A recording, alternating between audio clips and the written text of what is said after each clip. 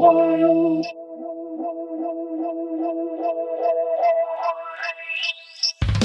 Hello and welcome to episode 2440 of Effectively Wild, a FanGraphs baseball podcast brought to you by our Patreon supporters. I'm Meg Rowley of FanGraphs, and I am joined by Ben Lindbergh of The Ringer. Ben, how are you? I'm okay.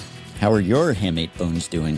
Dude, we gotta ban all these little bird bones, you know? Like, can we do some sort of, like, fast evolution machine to, like, get us past that? I imagine this is in X-Men somewhere, right? Where you just, like, rapidly mutate everybody so that they don't have... Do you want them to be more pliable or less?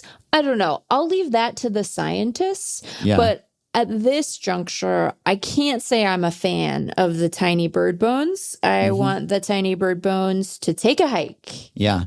We could just evolve past the need for them. They could be like our past prehensile tails. They could be like our coccyx or something. There's still a remnant, an appendix. Maybe an appendix does something, but mostly you forget about the appendix until something goes wrong with it, which much the same with hamates. It is kind of a dismaying note to start the spring on. I know that I talked about how everyone gets hurt during spring training and you just hope that your team will be largely unscathed, but I don't really remember the deluge of injuries just on the first day of camp. You know, these aren't even injuries that have happened since camp started necessarily. It's just a backlog of, hey, let's catch you up on everyone who got hurt recently that you didn't even know about.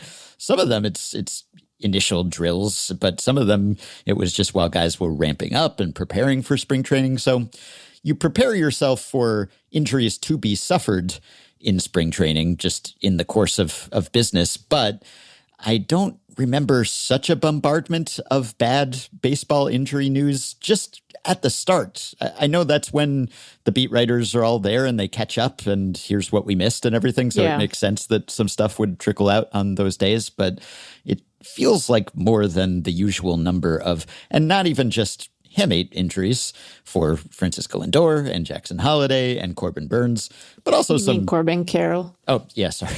all Corbin of the Burns. D-backs. He all already the had D-backs his injury. Corbins are hurt, to be clear. Like, every single Corbin who plays for the Diamondbacks is, true. A ghost at this point. He's at least returning from his injury and surgery. But it's not even just the minor ones that might keep someone out until opening day or until not long after opening day.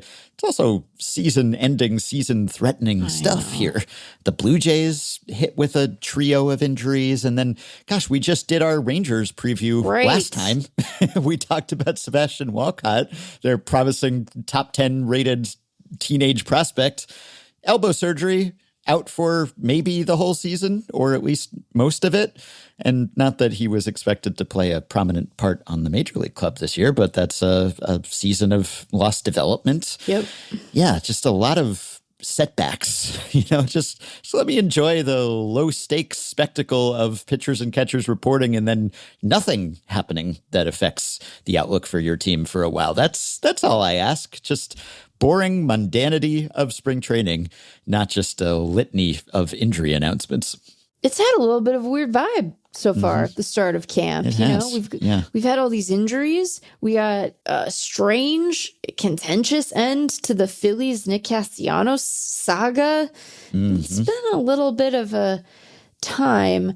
The studies and sort of conventional wisdom on the lingering effects of hamate injuries are, I think the results are kind of mixed. There definitely are guys where it seems like there is a persistent power sapping quality to that particular injury, although that doesn't seem to be true of everyone. So you just don't know. But those are important dudes to their respective clubs. And in Holliday's case, sure, he's been up for, a year and change, but still very much developing to do for him, right? So missed time seems bad. And you just need all the healthy Diamondbacks you can get your hands on at this point. You just need all of these guys. And they're talking about, putting Lawler and the outfield. Yep. Craig wants them to sign Nick Castellanos, and I would prefer to not have to watch as much of that, at least in an outfield role. Yeah, and there is a cost to missing all of spring training. Maybe it's a less of a cost than it once would have been. You can train in other ways and you can get on the traject machine or whatever else, but there's no cost to that. And I'll link to some research that Jason Collette and Jeff Zimmerman were sharing online about how long it takes hitters to get back up to speed and the idea of the power loss after hamate injuries and whether that's true or whether it's sort of a lingering myth. But yeah, to miss that time and to suffer that setback so soon after the start. At least Ronald Acuña has announced that he's not just healthy, he's 200%. Well, he got to hang out with Bad Bunny. He's doing great. Yeah. Gave him a bonus, a boost, the afterglow of that has to last for at least a couple of weeks, right? Yes. Yeah. Well, Jeff Sullivan and I have already covered every possible increment of more than 100% status that players have ever deployed, but another entry for that genre. Anyway, we're doing okay.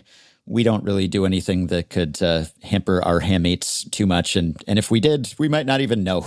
I've only been taking dry swings so far, so I'm doing just fine. I guess you could maybe hurt your hamate on a dry swing too.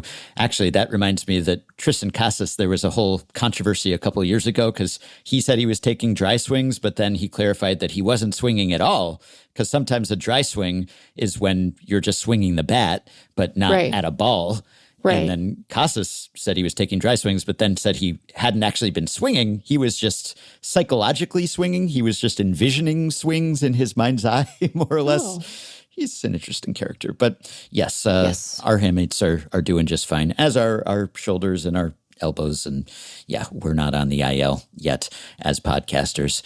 But lower stakes for us. But yes, it has been strange, just a strange assortment of stories. Nick Castellanos finally released by the Phillies and then puts on Instagram a photo of a handwritten farewell letter on 4 pages on lined paper with crossouts and stuff, where he explained the whole Miami incident that led to and labeled it the Miami incident. Yes, it sounds so sinister in his telling, at least. He brought a beer to the bench when he gave Rob Thompson a piece of his mind after being benched, and this has been lingering, and it's contributed to tension between them. And there were comments about his comments and how he had said something unspeakable, or at least it hadn't been spoken, but something that offended everyone. And so now he is telling his side of the story in advance of some other story coming up about that. I guess it's like someone, Matt Gelb's been working on this for years and he just tweeted it out or he just Instagrammed it out. But yeah, we'll see. I'm looking forward to the Phillies preview, I got to say. Oh, yeah. We have a lot to talk. They didn't even do that much this offseason, and yet there's so much to talk about with the Phillies. Zack Wheeler kept the rib was removed. He kept the rib.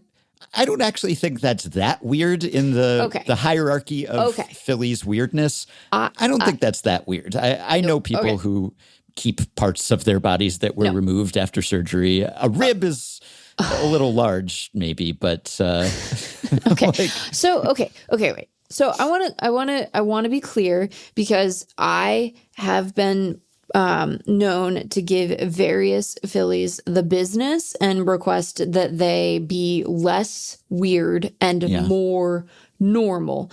And I don't think that what Zack Wheeler described is in the same category of strange that the various milks are. Yeah, the hierarchy, it's the raw milk. Right. For Bryce, that's on top, and everything else. Bryce, just Bryce Harper is number one. Number one. Yeah, and then you have to say booby milk if you're gonna. You have to say it. You have to say it. The booby milk, I think, is the fact that it was posted on social media was a little. You just unusual. Never have to post. You never have to. It's not bad for you. There is a whole sort of alternative health where people think it's better for you than it is. And so I imagine this might have been part of it. If it was just like a bonding exercise, fine. Like no one's getting hurt here. But guess what? I don't need to know about that. Okay. Right. We still don't need to know about it, but it's not as concerning to me. I don't need to know about the particulars of any bonding fluid exchange between the stops. Okay. I just don't, that's none of my business. And then making it my business feels inappropriate. But so now learning that Wheeler literally has his skeleton in his closet. I understand that this is a thing that normal people do. Yeah. I understand that this is something that people who like believe in germ theory do. I don't understand it though, and I wish that we wouldn't do it, you know? And I may be on the extreme end of this spectrum because like I don't understand keeping baby teeth, okay? When I had my wisdom teeth out, let me rephrase. When I had 2 of my wisdom teeth out, I had another one grow in that I'm going to have out this spring as soon as positional power rankings are done. That's a different conversation. The hygienist, I don't know if you call the person who assists an oral surgeon a hygienist. They might have a different term. And so if you are one of those folks, and I'm not meaning to be disrespectful of your profession, but I just don't know if there's a different word for that. Okay. The hygienist said, "Oh, do you want to see him?" And I was like, "No, that was in my head. And now it's out of my head. And I heard you make it be not in my head anymore. I heard that sound in a way that you shouldn't hear sounds, you know, with an intimacy and a familiarity and a closeness that you shouldn't hear sounds when it is a part of your body leaving your body. Okay. So I don't want to see it. She's like, "Oh, so you don't want to take him home?" And I was like, "No, that's medical waste." Okay. That's you're not asking me if I want to take the dirty gauze home. That would be disgusting. Right. So wait, I'm not done. I'm almost done, but I'm not quite done. So I just think that we should normalize leaving that shit in the hospital. That's where it belongs. It belongs in a bin with a Mr. X sticker on the front of it. It belongs away. Also, I think that Zack Wheeler needs to make sure that Bryce Harper doesn't break into his house and steal that bone, because I would not put it, you know, he's like, what? I mean, what better bone broth could there be? But the bone broth of Zack Wheeler's bone, you know? It's it's a real concern, Ben. I mean, it's not a real concern, but it might be a real concern. And the doctor who removed it, because he had thoracic outlet syndrome surgery, so you remove a rib to decompression, and the doctor gifted the rib to Wheeler in a bag. And it's just preserved and sitting in a closet. In a plastic bag? I don't know the specifics, but there are a lot of things where even if you want to keep it, they won't let you keep it because it's medical waste. But it's medical waste. But yes, sometimes if it's maybe a little less gooey, or if it's just a bone, you can treat it, you know. But they had to like remove stuff from the bone to make it not gooey. That's true. Right? Because stuff sticks to your bones. Inside your body, there's still stuff some meat on that bone. Right, exactly. They had to remove.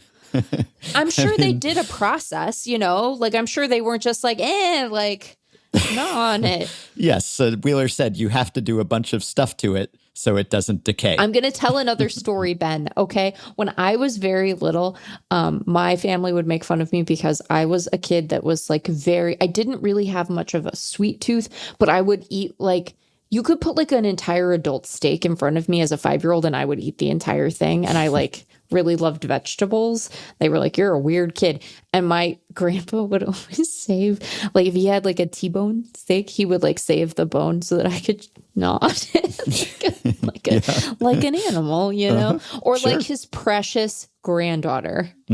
Well, that's what we are. We Friday are show. Animals, aren't we? Yeah. And my mom got her gallbladder removed, and I'm trying to remember whether she kept it. She kept something.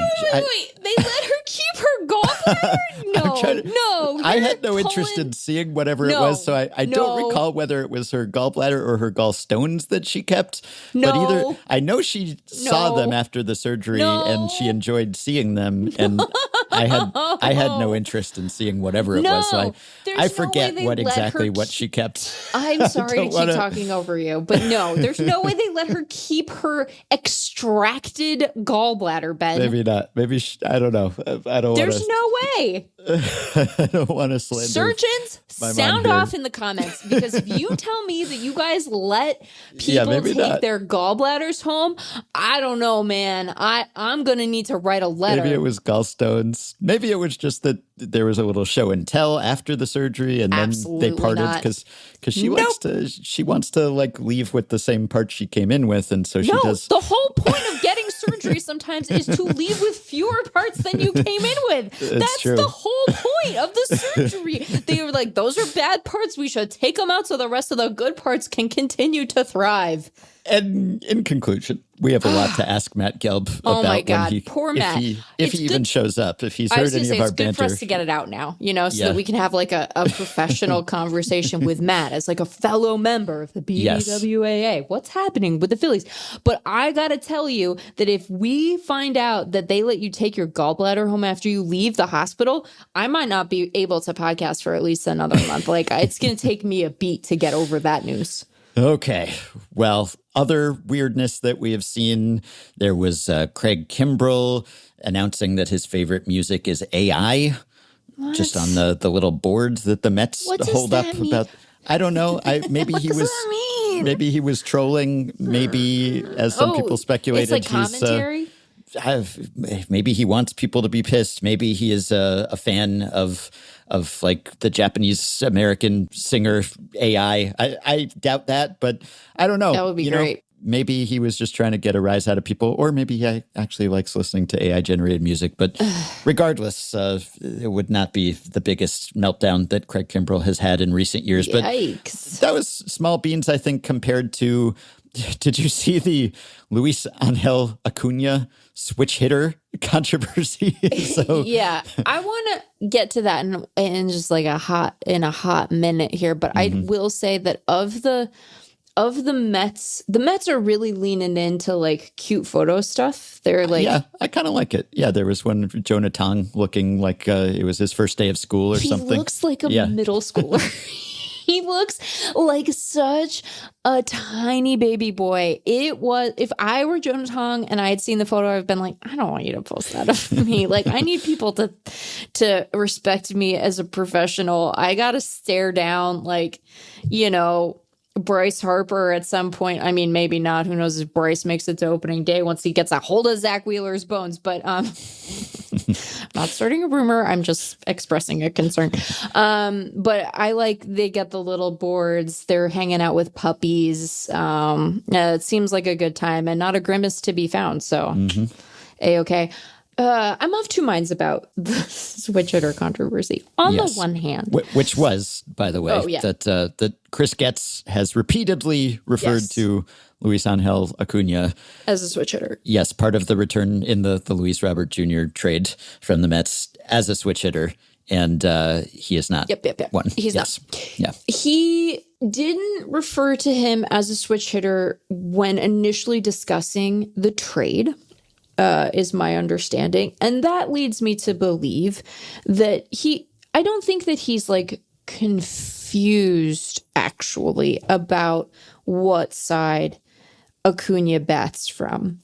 I saw our good friend Sam Miller talking about this on Blue Sky, which is that he has a certain amount of like hitter blindness in terms of like remembering me too. The side.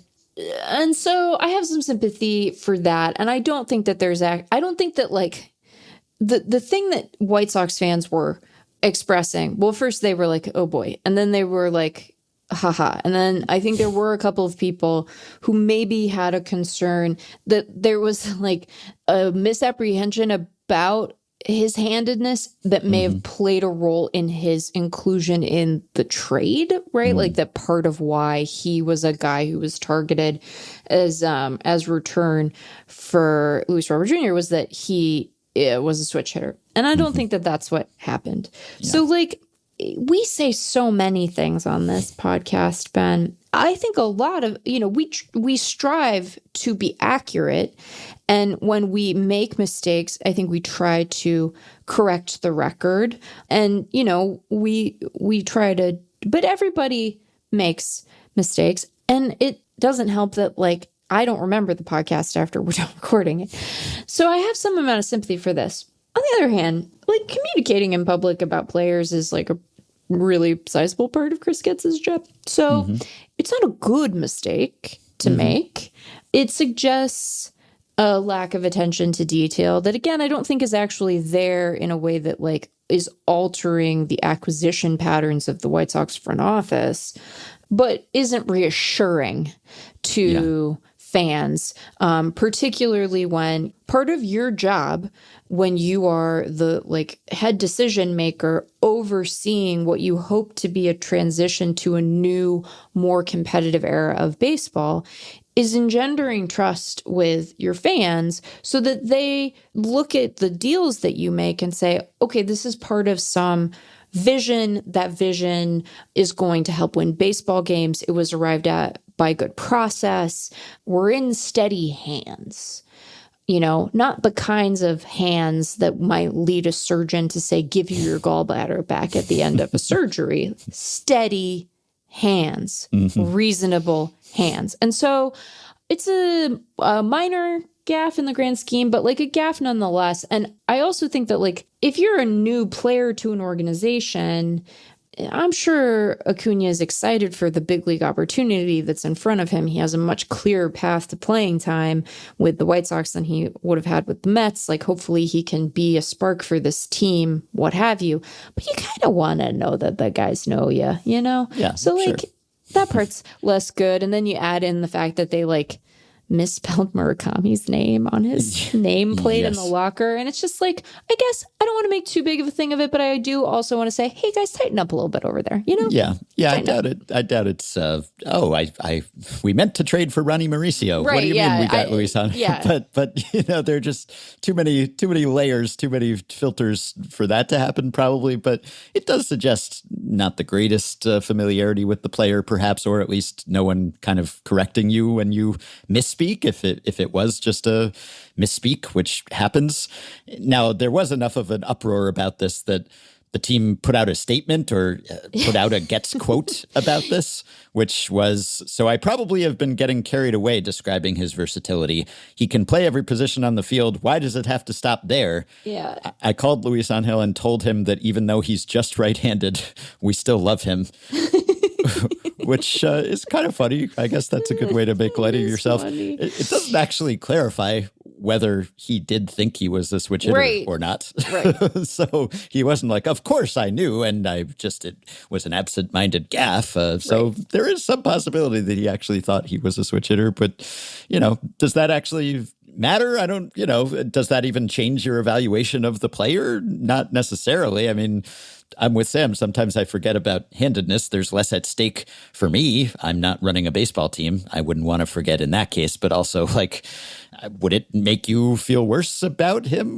Would you have gotten him if you thought he was a switch hitter and not gotten him otherwise? I don't. He hasn't been that great as a hitting from one side. So I don't know whether that really changes his value or the overall stats. So it's just so funny because it suggests a very different, and this isn't maybe surprising given the givens, but we sometimes end up backtracking within an episode because it occurs to us how what we say might be misinterpreted, and we want to head off emails. Like when I had to remind people that I did know like what side of the plate Addison Barger, yes, famously bats lefty, right? And so, but you have an internal track that is sort of like doing tape review while you're recording, and then you immediately throw that tape in the garbage because, as I said, I don't remember the show after we're done with it. But you're like, oh, I can appreciate how I express that in a way that is inelegant and likely to inspire someone to very helpfully, only ever helpfully, never annoyingly email and say, don't you know that Addison Barger?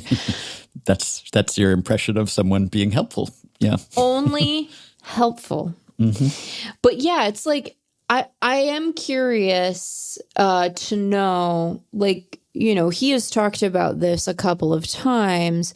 Was there ever a point where a White Sox staffer was like, wait, what did he say about Acuña? Because sometimes what'll happen is a guy will come into the league and he's a switch hitter.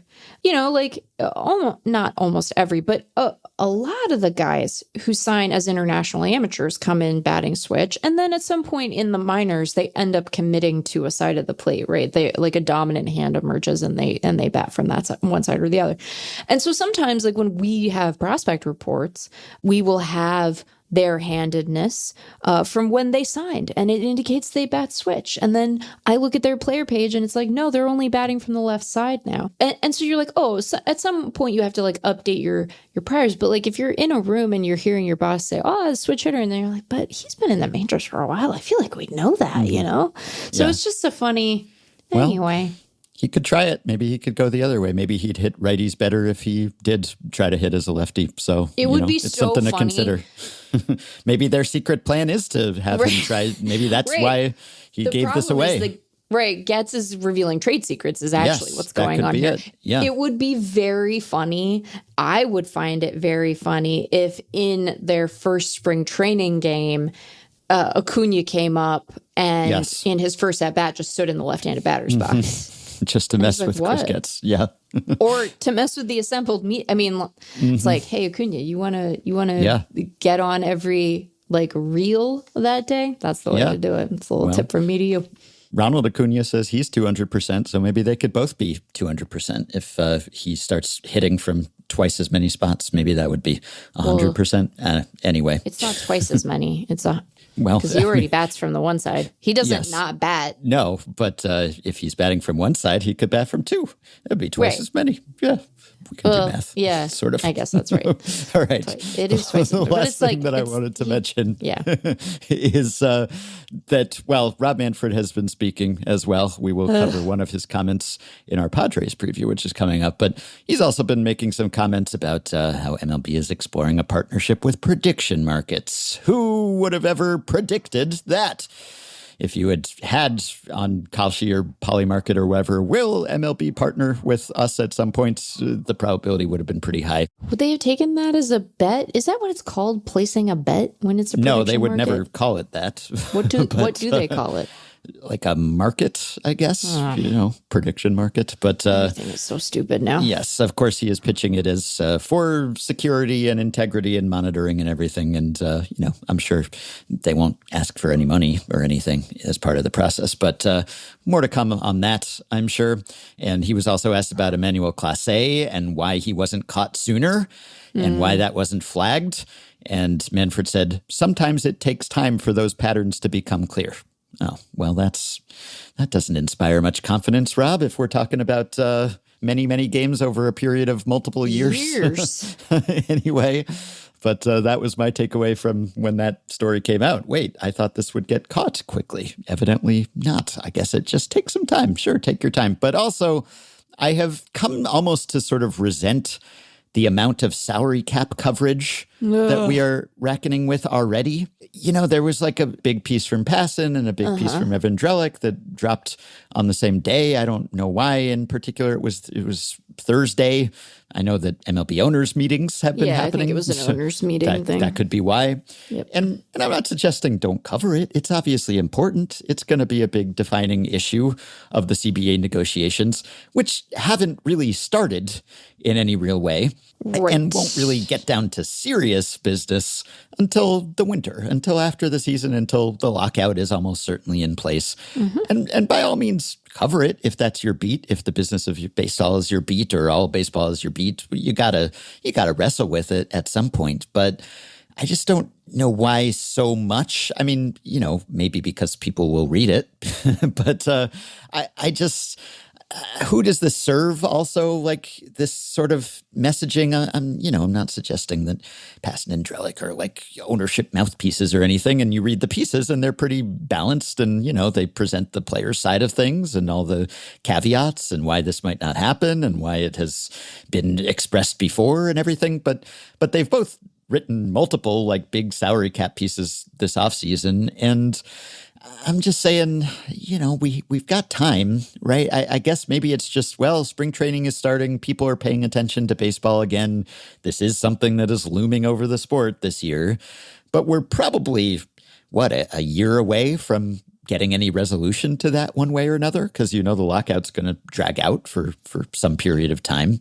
So we're not going to know anything. There's nothing new, really. There are new quotes and anonymous sources and speculation, but no actual developments because no negotiations are really happening. So I guess as a consumer, as opposed to a producer of baseball coverage, I'm thinking do we have to be talking about the salary cap 24/7 for a full year?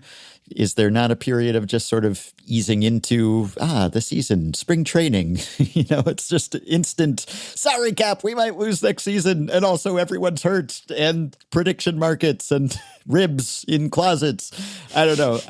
I'm not trying to minimize the importance of the issue. No. It's pretty important, obviously. Yeah. I'm just saying there's nothing new, and yet I keep reading and rereading pieces about it and just kind of rehashing the same stuff. And also just having it out there at all seems like something that probably the owners would be pushing more so than the players. The players get their rebuttal in the arguments, but just circulating the idea, kind of normalizing the idea of the salary cap, pitching it as everyone's pissed about the Dodgers, kind of catering to fans who understandably are upset about that. I don't know if we need the full court press for the salary cap at this stage, but I guess it's inevitable that we will have it and it will never stop for the next year or so.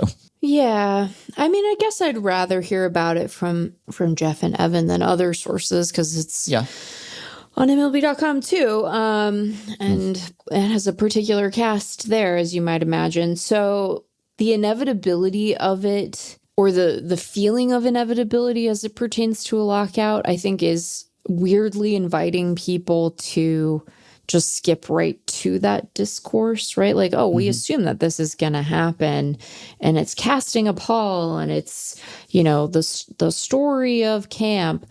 I find it kind of perplexing too, because ultimately I don't know how much the discourse piece of it matters. Yeah. And I don't mean that as a criticism of Jeff and Evan for writing about it, because it's a big story within the sport right now. And I think the owners' meeting is, as reasonable a time as any to sort of check in on what is the expectation as it pertains to a lockout and what the owners are going to push for. But I don't know how much it's gonna fully matter in terms of moving negotiations at the table when the two sides actually come together. Yeah. Now, clearly, the league sees some value in trying to seed this notion of a cap being necessary for competitive balance. We've seen that in some of their own sponsored media. We've seen that in these fan councils. Obviously, the way that Manfred talks about it is meant to appeal to a sense of aggrievement on the part of fans who aren't fans of the Dodgers or the Blue Jays or what have you. So I don't want to dismiss it. And, the union's going to assert its own narrative and understanding of the stakes of the negotiation. But this is a long-winded way of me saying I kind of agree with you, because we have so much time that we're going to have to talk about this when there's no baseball, and it might end up being much ado about nothing. Not that we won't have a lockout, not that we might not have a protracted stoppage, not that we might not lose games. But, I just don't know that what your average fan thinks of the notion of a cap or a floor is going to end up swaying, the union to take a particular deal, or the owners to really dig their heels in and insist on that in order to get a deal done. Yeah. But I do think it creates even more of a doom and gloom sense that, the lockout's going to happen, but whether we lose a season, right? I don't want to be overly optimistic about it. But, Passan himself, when he was on this podcast not long ago, seemed to think that odds are they'll probably work it out, just because they all have so much at stake in not losing a season.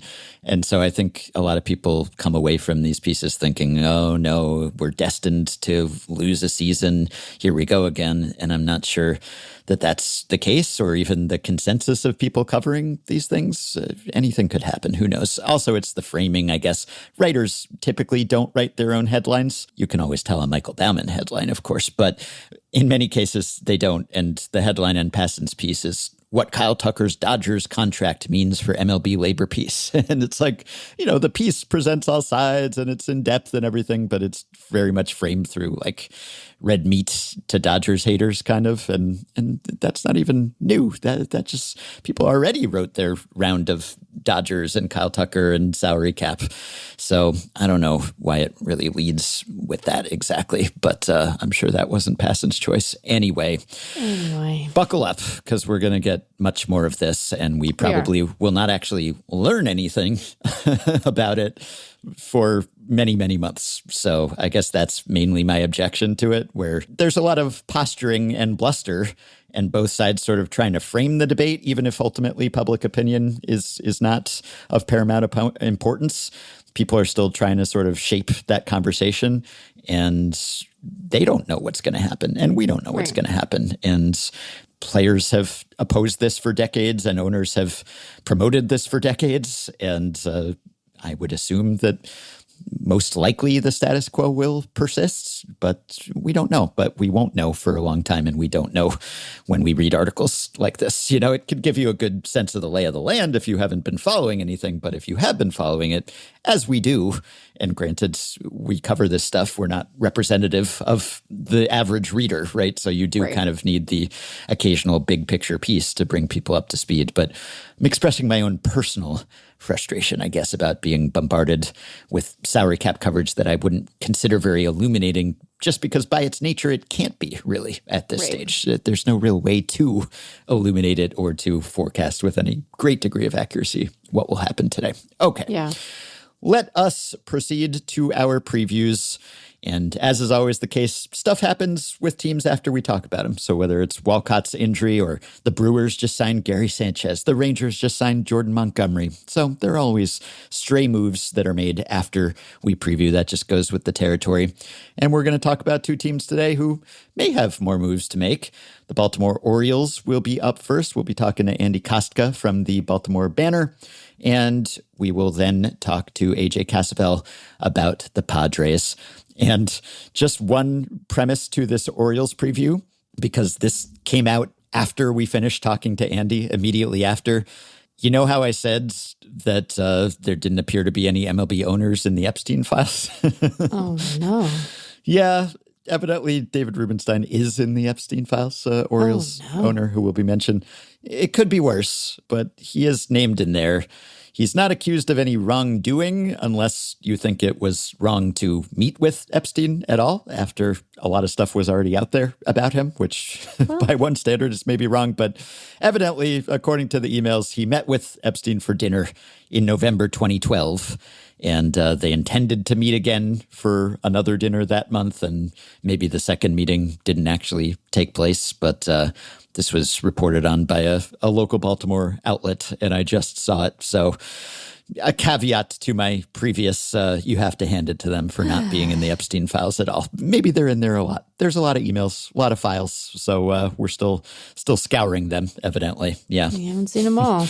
All right. We'll be back in just a second to talk about other Orioles matters. Otani, le Staplas, le Bifoy sont chouettes, les avis pétantes et super une fête. Je pense que c'est effectively cool. Je pense que c'est effectively wild. Effectivement sauvage. Effectivement sauvage. Andy Kostka covers the Orioles for the Baltimore Banner, and for the first time is joining us to talk about the O's. Welcome, Andy. Thanks for having me. We have a lot to discuss. It was a pretty eventful offseason for the Orioles, in contrast to some previous ones. So I think the Orioles has committed more money to players than any team other than the Blue Jays and the Dodgers this year, and obviously the Kyle Tucker contract weighing heavily into that Dodgers figure.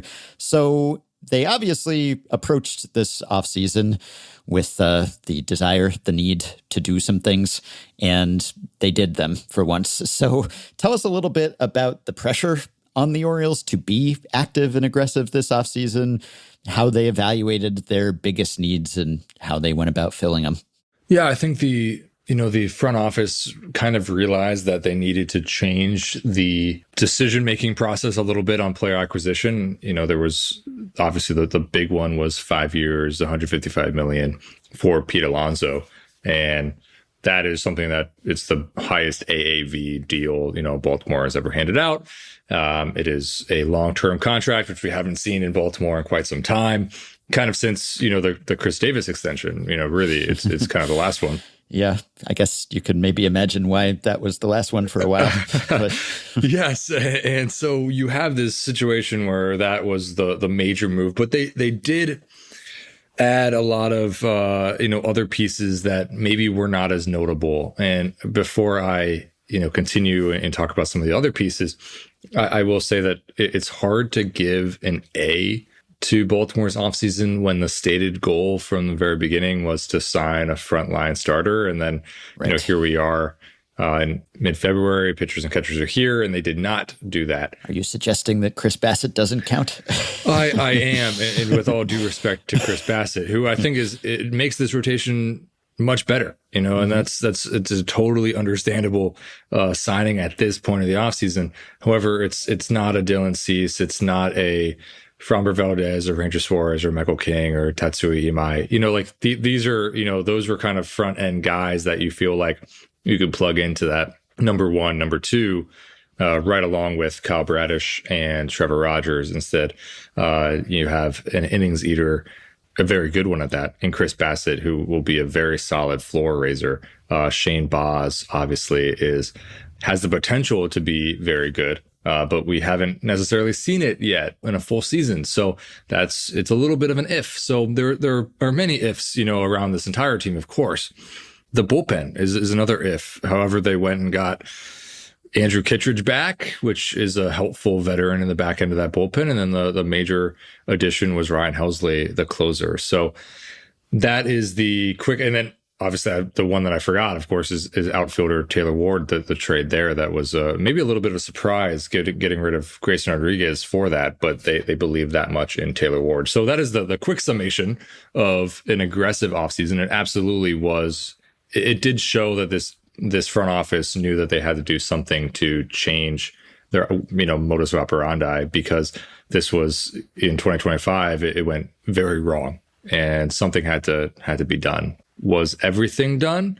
We will find out if Kyle Bradish pitches a full season and is as good as he can be. If Trevor Rogers repeats what he did in 2025, then maybe it's totally fine that they did not go and sign that ace. I want to get to some of those individual players and some of the returning guys too, but I have another question on this, which is your sense that they were simply outbid for some of those guys? How, I guess, if you're an Orioles fan, I know that having tried and failed is not necessarily the comfort you want when you're staring down an uncertain group in the rotation. But do you think that this was, a matter of them having the flexibility to go and really try to attract one of those top line guys and them just having interest elsewhere? Or were they more constrained and sort of forced to operate in this tier of the market? I do not believe they were necessarily constrained. David Rubenstein, the primary owner of this club, has often said, maybe more frequently than Mike Elias would like him to say, that there is no financial limit and that is not an issue at all, which is, always, it's funny to hear that. And then, look at Baltimore's payroll, and I acknowledge, market size, everything like that, but it's a, middle 50% in payroll. It is a higher payroll than it was last year now with the Chris Bassett signing, which is still pending a physical. It hasn't actually been officially announced as we are talking at this exact moment, but that will most likely occur. Can't always count on those Orioles players passing physicals, though. Yeah, I just had a colleague, remind me of a Casey Close statement at some point, but it is interesting because I do feel like they had the financial wherewithal where they had really good offers on the market. The more of the issue probably was convincing players to come to Baltimore. In the same vein, there's a little bit of when Baltimore goes and signs a 1-year $18.5 million deal with Chris Bassett, just using him as an example here. A 1-year deal, it's not very much overhead. If it really goes, poorly, you're not beholden to that contract for years and years and years. Maybe, and this is conjecture on this part, but like maybe if Zac Gallen wanted additional years, and if Baltimore had any doubts about Zac Gallen's ability to bounce back, there could have been a little bit of hesitation in offering those years when you feel like, okay, Chris Bassett is a fairly reliable starting pitcher. We have seen him, for 5 years now, pitch 150 or more innings. He has had a sub-4 ERA 7 of his last 8 seasons. He's a reliable pitcher. A 1-year deal in that sense, maybe more palatable and gives you flexibility moving forward. Well, you mentioned Bradish and Rogers, and we should talk about those two. I guess Bradish's performance was less surprising just because he had been good before he got hurt and then was good again after he came back. So it's just kind of a question of whether he can be on the mound. Rogers, though, that was really something. So tell us a little bit about how that happened, whether it can keep happening.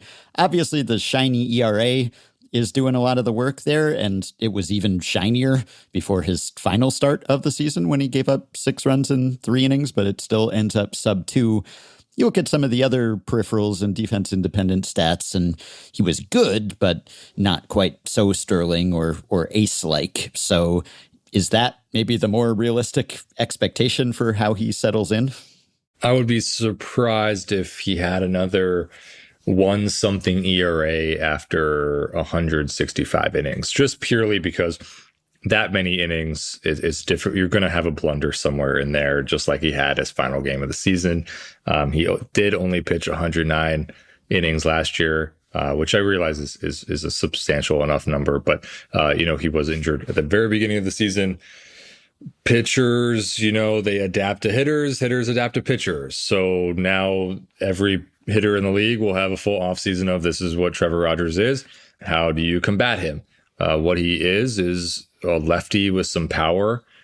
He has pretty good off speeds, but I do like the fact that he can play. I mean, his fastball looked a lot better last year. And I think that's a major reason why he had success was he was kind of able to place as a lefty a mid 90s, every once in a while upper 90s fastball, kind of wherever he wanted, especially up either above the zone or right at the top of the zone.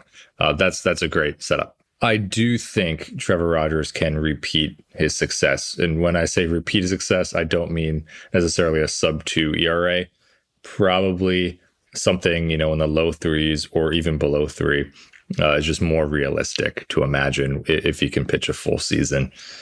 But I do think he really turned a corner last year, and the base values that he was really good at are things that he can carry over this season. I mean, I asked him on day 1 of camp, do you basically do the exact same offseason schedule as you did it, ahead of 2025? Just run it back, like everything you ate, everything you lifted, everything, just run it completely back to replicate it. And he actually said, no, because he knows, he wants to be a more complete pitcher. And this is part of the interesting side of him is he was saying that he worked a lot this winter on pitching out of the stretch because he felt that he wasn't as comfortable pitching out of the stretch. He worked a lot on the spin of his sweeper because he wants his sweeper to be a better pitch this year. So those are 2 areas immediately that he realizes he had a fantastic season, yet he, in the same breath, realizes that you can't just repeat exactly what you did. It's a constant effort to get better, and I think he understands that, and he's going about it the right way. I feel like we've seen multiple versions of Zach Eflin throughout his career. Orioles fans have seen multiple versions of Zach Eflin, and one of those guys was incredibly effective in the back half of 2024, and one of them had a season from hell in 2025. I'm curious sort of what you attribute that to, if there's anything beyond injury, which obviously played a huge role in his season last year, and sort of where he's at in his preparedness for this season and what he is kind of taking into the year as developmental goals. Yeah, it's going to sound like a complete aside here, but bear with me. I had a baseball coach, a summer ball coach in Legion ball in high school, and he didn't know anything about anything, but he did not know anything about pitching especially. But the only thing he knew to shout, and it wasn't even really even make sense, he would just yell, "Bend your back," to the pitcher. So like if anybody was wild, he just would yell, "Bend your back," and it just became like this running joke with everyone on my team. With anyone like ever walked anybody, we just would start screaming like, "Bend your back." I say that because Zach Eflin couldn't really bend his back last year. Like his back really hurt. Like it was a problem. Like if I yelled at him like, "Bend your back," he would have been like, "I can't," because he was hurt. The back surgery, I mean, I was just talking to him today. The back surgery, I mean, he says like he can get on the floor and play with his kids now. I mean, that shouldn't be overstated. Like he was in a tough spot last year. I do think a lot of it was injury related, which is why, he struggled as much as he did. And he feels healthy. He's full go right now entering camp, which is maybe ahead of schedule compared to what I initially thought it was going to be. But to him, that's the schedule that he always wanted to be on, was kind of at this juncture. It's a little bit interesting because if everyone stays healthy in this rotation, which is unlikely just in the realistic nature of how rotations are in pitching, it'll be interesting to see where does he exactly fit in the rotation. Maybe they go with a 6-man, I don't know, but I generally think you can never have too many starters because somebody will get hurt. But back to Eflin for a second. I think last year was more of an outlier due to injury is the short answer. It's funny, you mentioned that, you do kind of expect to have more than one pitcher hurt at once. I will always remember the Michael Elias quote from last April, where he said, "Having Grayson and Eflin on the shelf simultaneously at this point in the season, at no point were we forecasting that." I mean, wasn't the most out of the question thing to occur ever to have two starters with lengthy injury histories being hurt at the same time. That happens. But maybe we should talk about Grayson while we're on the subject, because he's no longer on the Orioles. So tell us a little bit about the rationale there, and whether it was mostly just about wanting Ward, or whether the Orioles had lost confidence in Rodriguez, whether you have any idea what he will turn into with the Angels. Yeah, my sense is that it was more with Grayson, it was more of an idea that they really liked Taylor Ward, and they did not necessarily believe that Grayson was, after missing, a full season and missing, previous time before that in the minors and the majors, they did not believe that he was going to turn into the kind of pitcher they needed to win now.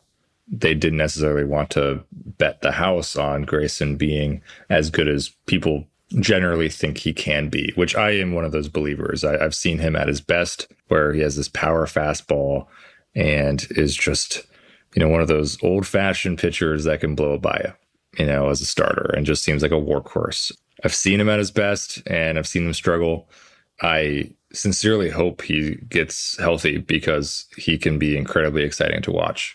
At the same time, though, when that trade happened, and in conversations about the rationale and everything that came next, it did seem that it was difficult for Baltimore to kind of project Grayson as a reliable starter in their rotation, just based on the history.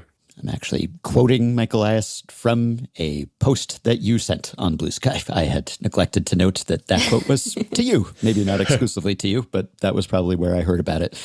Tell us a little bit about the bullpen, which was not the strongest unit last year. Now, Felix Bautista had shoulder surgery in August. Will he play any part here? Helsley, obviously, they're hoping for a big bounce back from him. So what's the outlook there? Yeah, the bullpen is a major question mark. I think this team will have a pretty good bullpen if Yennier Cano looks more like the all-star version and not like the last year version. So that's a big, important character in this bullpen.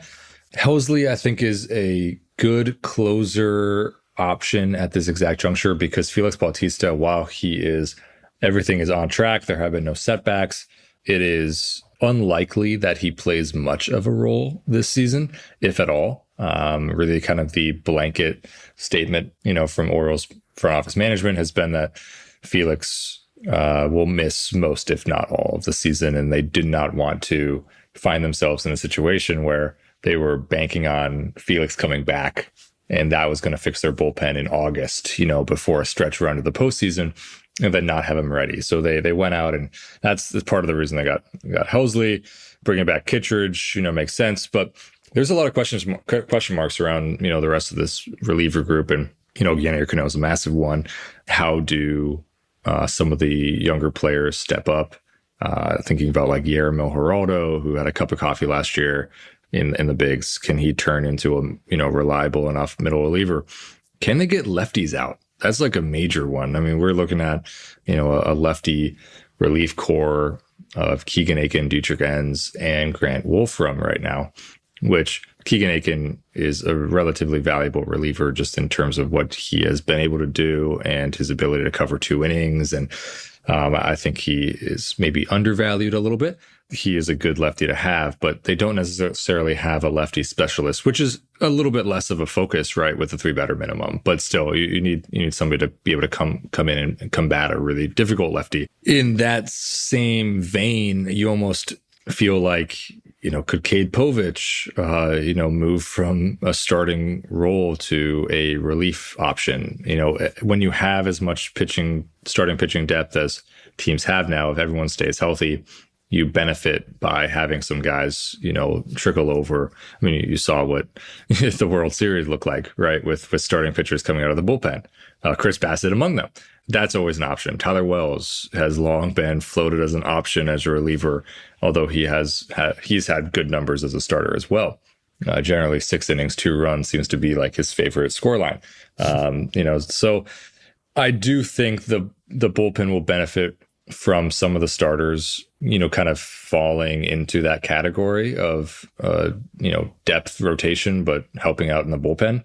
The real issue happens if there's an injury here or there, which again, always seems possible. That depth gets eaten into. Some of those guys like Tyler Wells or Cade Povich or Brandon Young will be thrown into the rotation, which has carryover effect into what the bullpen might look like. I want to go back to the rotation briefly because of that injury question, and also one that I find fascinating because the Rays are famously very good at developing pitching. I think the Orioles have a strong reputation for developing pitching, although they've had injuries sort of derail some of their success stories. They are quite familiar with Shane Baz, given, that he was in division. So what do they think they can help him do better? Because obviously a very highly regarded prospect. He's had stretches in the majors where he's been quite effective. He was a 2-win player last year. He also carried an ERA in the high 4s, and the FIP wasn't that much better. And you imagine some of that's the ballpark he was playing his home games in, but probably wasn't all that. So what do they want to help Baz do better to be sort of the guy they need? I wish I had a great answer for you. I asked Shane Baz, like this is so classic where first day of camp, second day of camp, you're the boilerplate, like, well, what's your work on this offseason?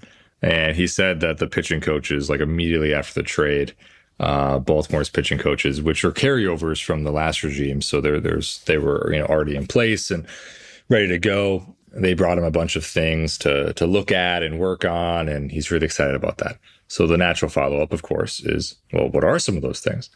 And he very quickly was like, I'm not going to tip my hand. I'm going to keep that, close to the vest. So at this exact point, I've only seen him throw 1 live BP. I don't necessarily know the big fixes that he is working on. The general assumption is, this is a fastball that has a heck of a lot of velo. That matters, of course, but his breaking stuff did not perform that great last season. So that's going to be pretty much a major role. He did not have, if you just think about like his slider, he basically completely abandoned it last season. So how does that look? Does he keep the cutter, which was the mid-season fix that Tampa Bay had for him and didn't really perform that well? Can he get his cutter? Can he get his slider back? Does he go with a bit of, bit 2 of them? I did hear from Pete Alonso, who gave me more insight on Shane Baz than Shane Baz did, that Shane Baz now has 2 sliders. So I think what that really means is that he's keeping the cutter and the slider. Most likely that's what it's going to look like, but 2 sliders is always a fun storyline. So, we'll keep an eye on that. But all of that is to say, I don't really know. We will find out. And as soon as I know, I will post on Blue Sky about it. Well, if the riddle that is Shane Paz, if that confounded you for a second there, then I think I can raise the bar here and ask you about the riddle of the guy who will be catching Shane Paz a lot of the time. Granted, the Orioles had 7 catchers last season, which led the majors, but the primary one was Adley Rutschman. And there was a time when Adley Rutschman, there were no questions about him whatsoever. He was just the answer. Other players were question marks. But Adley is really a riddle right now. And I was fully banking on the bounce back last year. And I thought, let's trace the slump to the day when there was this injury. And it had to be that, even though they were denying it. And he'll be healthy and he'll be back to his old self. And he was not, except for a few stretches here and there. It was to the point where people were really cherry picking. Look at this 12-game stretch where he kind of looked good. So what has happened? Why has he gone backward? I've seen some optimistic pieces saying that he hopes and the team hopes and thinks that he can get back to being his excellent self, but rarely is there any diagnosis of what went wrong exactly. And so if it's not a health thing, if there's not a specific mechanical fix, tell us what hope can people kind of hang their hat on here with Adley? First off, injuries have played a role. You knew the hand was often rumored and never confirmed. Right. I did confirm it at one point, but I forget when I posted that. He actually dealt before the 2025 season with some back soreness, I believe, in the winter as well, which may have limited his practice time a bit in the winter. I'm not sure if it carried over at all into spring. I don't think it did. So that is another injury. Then he had 2 oblique injuries. Yeah. That's the first time the obliques were the first time he had landed on the injured list. So this was not a injury prone guy necessarily, but I just rattled off some nagging things that have been bugging him the past 2 years. It is hard to pinpoint exactly what happened with Adley Rutschman. I will say that I generally am an Adley Rutschman believer. I don't think that talent goes away overnight. I think it is in there, and sometimes people lose cues or confidence, or their swing plane isn't where they want it because their oblique hurts. There are multiple factors into all of this that can impact a player's performance. I don't think it has just dried up talent. I do believe he can get it back. With all that being said, when I think about what Adley has looked like, there was a lot of, more pop-ups in his game. I thought he maybe got away from, approach-wise a little bit, aiming for home runs rather than, or aiming for power, lifting the ball rather than kind of accepting, the opposite field flick that I thought he did so well. He had oppo in his game, and perhaps a little bit more pull side focus in recent years is part of the problem. But again, I mean, this is going to be his 3rd hitting coach in 3 seasons that he's going to be working with for the Orioles. Last year, they had Cody Ashe as the hitting coach. The year before that was Ryan Fuller and Matt Borgschalte. And now this year it's going to be Dustin Lind and Brady North. So it's going to be another set of eyes looking at what is going on and trying to diagnose it. And I truly think it's one of the most important things Baltimore can have is if Adley looks like himself. When he came up in 2022, it was a completely different baseball team all of a sudden. When he was going well in 2023, it was a team that seemed destined to win a lot, and they won 101 games. In 2024 and 2025, when he was not at his best, it was felt up and down the lineup that it seemed like it trickled into everybody else. And obviously, like how he doesn't just have implications for him and his future with the team, but also for Samuel Basallo, who I don't think anyone has any doubts about how productive his bat can be. I think the sort of picture behind the plate is a little more clouded. He didn't hit particularly well in 31 games last year, but I think we'll give him a pass on 118 plate appearances. So how do you see the two of them working in tandem from a catching position? And then sort of what are the developmental milestones for Basayo as a hitter? Frankly speaking, there was way too much swing and miss and chase in Samuel Basayo's game. We saw that in AAA as well, looking at Prospect Savant. He had pretty high chase numbers. If you have a tendency to swing outside the strike zone in AAA, it's probably going to be even higher in the major leagues because of the stuff, how deceptive they can be at the highest level. So that is the number one priority probably for Samuel, is figure out to keep it in the zone. He has so much power. Right? We've seen that, but it's really just kind of not getting himself out. And that's my biggest worry, is like, don't get yourself out.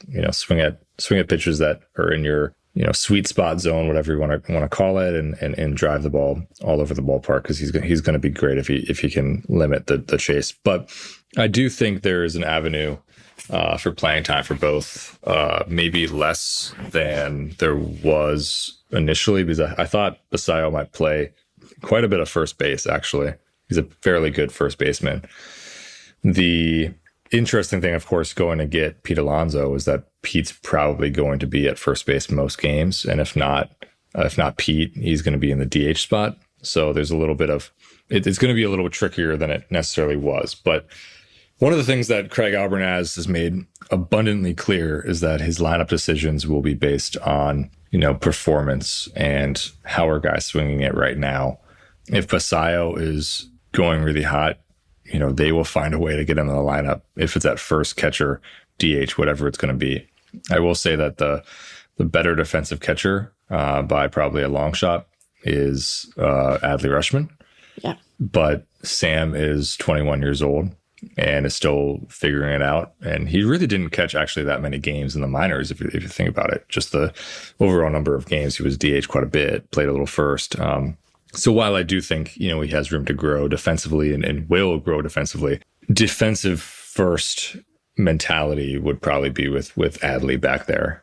So it does make a bit of a conundrum, but people will find a way to get a bat like Basayo into the lineup, especially in that DH spot you could fit him in. Jackson Holliday is now 22 years old, but is also figuring it out after his initial exposure to the majors went just about as badly as Basayo's, but in roughly twice the playing time.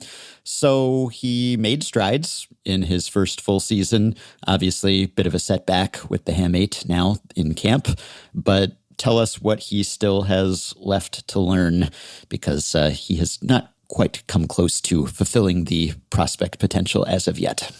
Yeah, I was kind of surprised, his 17 home runs last year.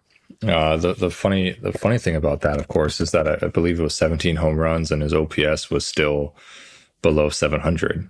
A bit of a boom or bust in terms of how he went about it. He is a difficult watch sometimes going backhand at second base. That is a major area that he needs to improve. He was well aware of it. I, mentioned it to him at the end of last season. He said that was going to be a major focus of his this winter, was practicing those, behind second base, running to his right away from first base, those picks. But yeah, I do think that he's 22, and I do think he can evolve into a better version of what we have seen thus far. 149 games, 140 strikeouts. That's probably somewhat of an issue, just like last year in 2024, in his first stint of major league life. He had more strikeouts than games played, which is generally never a fun thing to have. So there has been swing and miss in the game. His efforts left on left, which is obviously an incredibly tough matchup overall, he has not performed well left on left, so has room to grow in that area. But these are all things that are not exactly unusual for a 22-year-old. I think the thing that has always maybe been a difficult factor when you think about Jackson is that just the expectations, the name power, and they do sneak into how we evaluate players sometimes. Is we expect him to live up to this massive hype. How is he doing? He hasn't necessarily done that yet, but I don't think it's a bad thing that what he's done so far. I think he can still grow. I don't want to call Gunnar Henderson's season disappointing because he was basically a 5-win player. So it's a little hard to make the case, but he did exhibit much less power than he had shown in prior campaigns. His WRC plus dipped. He did steal a fair number of bases and was a very good base runner by our metrics. But I'm sort of curious what you attribute the swoon to. I know that he had the early IL stint with the intercostal strain, but how do we make sense of his not vanishing, but diminished thump in year 4? Yeah, it was interesting, right? You have an 800 OPS or thereabout, and you can say his OPS dropped by 100 percentage points. Like, that is a pretty massive drop, but he still is a all-star caliber player. Even last year, didn't make the all-star game, but was of that caliber as the season progressed, stole a lot of bases. He's working on getting even faster this year, wants to be a threat on the bases all the time. A lot of the power issues were he had a shoulder impingement, and so his swing plane was not always where he wanted it to be. So he wasn't able to drive the ball in the air as well as he wanted to because of the shoulder impingement that he played through really for most of the season. And we didn't really find out about that until last month, which is the nature of a lot of guys like to keep hush hush. But I think that plays a pretty big role in why the power numbers reduced for Gunnar. And I do not imagine that it will be that case going forward. And I would actually put my belief is he could be a 30-30 club guy with how much power we know he has and then the speed that he showed at the end of last year. Not a surplus of center field candidates in this organization, which would bode well for Colton Cowser. What does not bode well is his numbers from last year. Some power, some swipes, but also pretty ugly slash line thanks to that sub 200 batting average, almost a 36% strikeout rate, 269 on base is not what you want to see. So what are the prospects for him to hit more like he did in 2024? He's an interesting character because the strikeouts were a major issue. His strikeout rate was very elevated. I think I can pretty much say this about every single player that played for the Orioles last year. He was injured. I will give him that. So I'll give him that. He played through 2 rib fractures for most of the second half. Ran into the wall and fractured ribs. So I feel like that's not nothing. It's definitely, maybe it's not everything and doesn't necessarily explain the whiff rate being as elevated as it was, but definitely doesn't help. I do think it's going to be a bit of a challenge getting into. I'm just looking at his whiff rate right now. Bottom second percentile, 34.6%. Strikeout rate, bottom 1 percentile at 35.6% last year, which obviously is not what he had intended, and that's going to be a major thing to watch this year. Is how he can improve in that territory. For center field, he's I would say above average left fielder, and what we've seen thus far is that he's probably a league average center fielder with potentially room to grow. I mean, he played plenty of center field at Sam Houston State when he was there, has played it in the minors, played it pretty well last year. I mean, he finished, looks like 0 ounce above average, but he can run a little bit, and he didn't make any big gaffes out there. That being said, it's part of the reason I think Baltimore signed Leody Taveras as a really defensive first center field option. Maybe he's a late game replacement. That could be a benefit to have somebody that's a more natural center fielder in a late game, tight game situation. Blaze Alexander is another option who could slot in center field. He's a utility guy, recently acquired, really more of an infielder, but has played pretty much every position except catcher.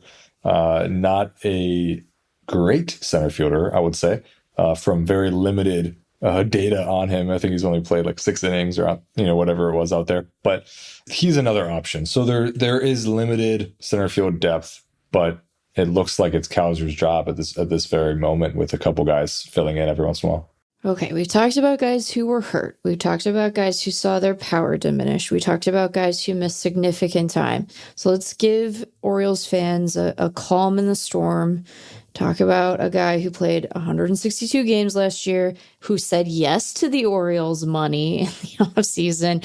I don't think that I had Baltimore pegged as the destination for Pete Alonso. He would not have been a guy I thought they were super interested in, but they sure did give him $155 million. So tell me about what they saw as the roster fit with Alonso. I mean, I think we know what he brings to a team at this point, but given some of the other guys on the club, what about Alonso made him the $155 million man for Baltimore?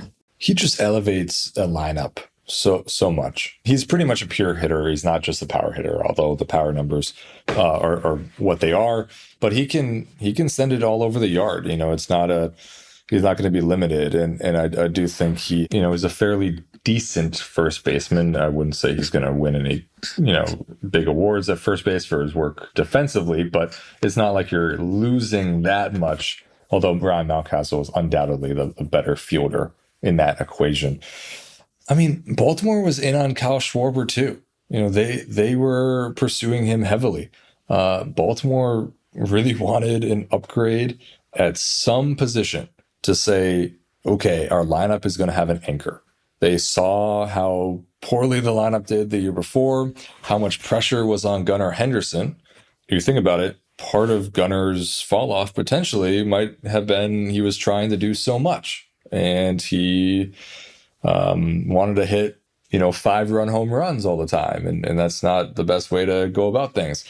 So, yeah, Baltimore wanted a lineup addition. I think another area, I actually just filed a story about this, but Pete is going to be a vocal leader. And I remember in August, I talked to Jordan Westberg about the leadership void that was felt in Baltimore's clubhouse. A lot of young guys, a lot of guys that are not necessarily vocal leaders. They lead in their own ways. They're leaders, but they have more of a leader by example archetype.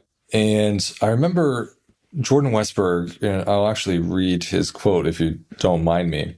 Part of the quote, he says that the important part is bringing in somebody who had that personality. What he means by that is like a more vocal personality. And we're not forcing them to, hey, you need to be loud, because then it's just adding pressure on top of what they already have. But right now we have a leadership void. And he says it would be good to have a veteran voice.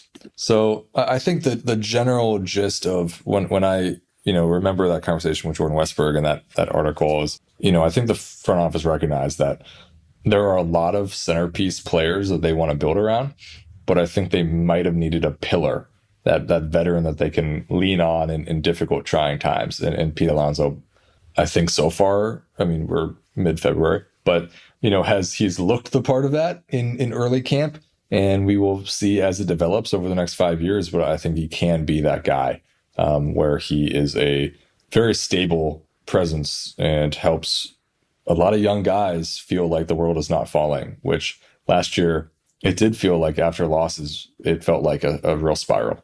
Well, as Meg alluded to, he is not known for taking days off. So we talked a little bit about the DH situation and Adley and Basayo, but how does the rest of the platooning and the bench construction shape out? Because when they signed Alonso, it seemed like that might spell the end for Mountcastle or Kobe Mayo, but they're both still around. There's Dylan Beavers, another prospect on the way. Frankly, I forgot that Tyler O'Neill was still on this team. I guess he had a forgettable first year with them, but he's still here. You mentioned Taveras, Blaze Alexander. We covered in our Diamondbacks preview. The Orioles just traded for him. So this is a lot of moving parts and pieces. Would you expect them all to be on the roster somehow or in the organization on opening day? Are there more moves to be made here? I expect them pretty much all to be in the organization. I didn't even mention Heston Kjerstad. One thing that Mike Elias loves is the roster flexibility players with options, keeping them in the minors, and they're one call away if something happens. Mayo has another option year. Heston Kjerstad can be optioned. I really think that with the injury to Jackson Holliday and the oblique tweak that Jordan Westburg is dealing with, that could open a spot for Kobe Mayo to play third base at the beginning of this season, which would be kind of an interesting, experiment, because they moved him to first because they didn't think defensively it was the right fit at third, and they had room for another first baseman. He did fairly okay at first base, was a league average by the end of the season. He is probably less highly rated as a third baseman, but in a pinch, definitely could do it. And at the end of the day, Kobe Mayo is bad. If he can find the form that he had in September 2025, he was fantastic. That month, he had 5 homers, had a 900 OPS, a 301 average in September. All of those things looked great. And if he is able to replicate anything close to that, not even, exactly that, he'll find a way in the lineup no matter what. So all of that is to say, I think there's a lot riding on spring training for how everything shakes out. But it is a difficult bench situation because there's not that much space. And you probably need Blaze Alexander because of his utility defensive role, his ability to back up pretty much any player on the diamond. Maybe you could cut ways with Leody Taveras, but you probably feel better with a natural center fielder on the bench just in case, who can also play in the corners. Jeremiah Jackson is a name that I don't believe you mentioned. Maybe you did, but he is another option who can play corner, outfield, and second base and third base, although his defensive numbers were not great. But he did hit well in his cameo at the end of last season, so he's sort of in that mix as well. All of that is to say, it is going to be a very fascinating camp battle for the last couple spots on this team, because I do see Beavers making the team. So right now, I'd kind of imagine outfield of 5 players. Tyler O'Neill, if healthy and is performing well enough, will probably be in the mix. He's a real wild card. When he's going well, it's going really well. Dylan Beavers showed enough last year that he probably deserves that opportunity, but you never know. Colton Cowser, Taylor Ward, and Leody Taveras probably would be the 5. Perhaps you'd feel okay without Taveras if you have confidence in Blaze Alexander to play center field. Perhaps you option Dylan Beavers, although that won't be a tougher one to stomach because of how well he hit in his 1 month up here. All of that is gonna, be found out in March, and it's not going to be an easy decision. That is the one thing for sure. And the last real topic we have to touch on is the man who will be playing a part in those decisions and ultimately making out the lineup cards. Craig Albernaz, new Baltimore Orioles manager. Tell us how he became the guy, what the Orioles brain trust liked about him, and what you've seen and heard from him so far. Yeah, Craig Albernaz has done a good job at being himself, which is a Bostonian who believes in player development and sarcasm. And I think, he's really a major reason why Pete Alonso picked Baltimore. Scott Boras was talking about it at the introductory press conference, that, when they met each other and they just kind of instantly clicked, that showed a lot of, who Craig Albernaz is, and just let him be himself and gets guys to rally around him. I think that's what Baltimore is banking on. It helps that, he has a catching background and potentially could help, mold Samuel Basayo, who you just handed an extension to, get Adley back on track. Those are important, positions, players in that position group that, could be, have a benefit of a manager that knows a lot about their position and exactly what it, is required of that position. All of that, is just early, takes on this guy. I think he's interesting. He is lighthearted. He's fun. But we're really going to know about him in August when Baltimore loses 5 straight games and they haven't slept in their own bed in a week. and his kids are going back to school, and so they're going back to Pennsylvania, and he's, maybe in a grumpy mood, that's when we're really going to know, like, what's this guy like? That remains to be seen. But so far, players have enjoyed what he's brought to the table, and the front office was really impressed with the way he can hold people to account, but also keep things very loose. And I think it's a tricky balance, right? Like, how do you fit the needle, in that small hole of, all right, let's hold people accountable and keep it loose. I mean, right. But I think so far he's doing a good job of trying to navigate that. And he's really just doing it by being himself, which is, again, he loves a joke. He loves sarcasm, and he expects to have it thrown right back at him. Well, to sum and wrap it all up, our closing question: what would constitute success for this team this season? We know it's not what happened to this team last season, but other than saying the opposite of that, what would be the goal and the target for this team? Yeah, this team wants to be competitive in the American League East. What does that look like? I don't think they necessarily pin all success on winning the pennant, but definitely winning the American League East would be the easiest mark of success before anything happens in the postseason. The bigger mark of success, and why I think it doesn't necessarily matter as much about winning the East, this is a team that they haven't won a postseason game in over a decade. I just think about that for a second. Like, this has been a long drought. They've been in the postseason. They haven't won a game in longer than a decade. So they need to, I really think they need to exercise those demons and win a playoff series. Even if, it's okay, you get to the ALDS because you won the wild card, get that monkey off your back. That's the first thing they need to do for success. And a lot of people in this clubhouse, talk about wanting a long playoff run. They don't necessarily say World Series, but that's obviously what's on everyone's mind. And one team wins. So it is a difficult thing to pin on anybody, but that's probably a measure of success. How, can they win a playoff series, and then how deeply can they go? And we will find out whether the Orioles accomplish those goals, in part by following the coverage of the team that Andy Kostka provides at the Baltimore Banner. Excellent coverage. Thank you, Andy. Very good to have you. Thank you, guys. And we'll be back after a quick break to talk about another team with a new manager and some need for a starting pitcher, albeit still with a top 10 payroll, the San Diego Padres. How do you calculate WAR? Does it come from the heart? Should we use defensive runs saved, or follow the OAA way?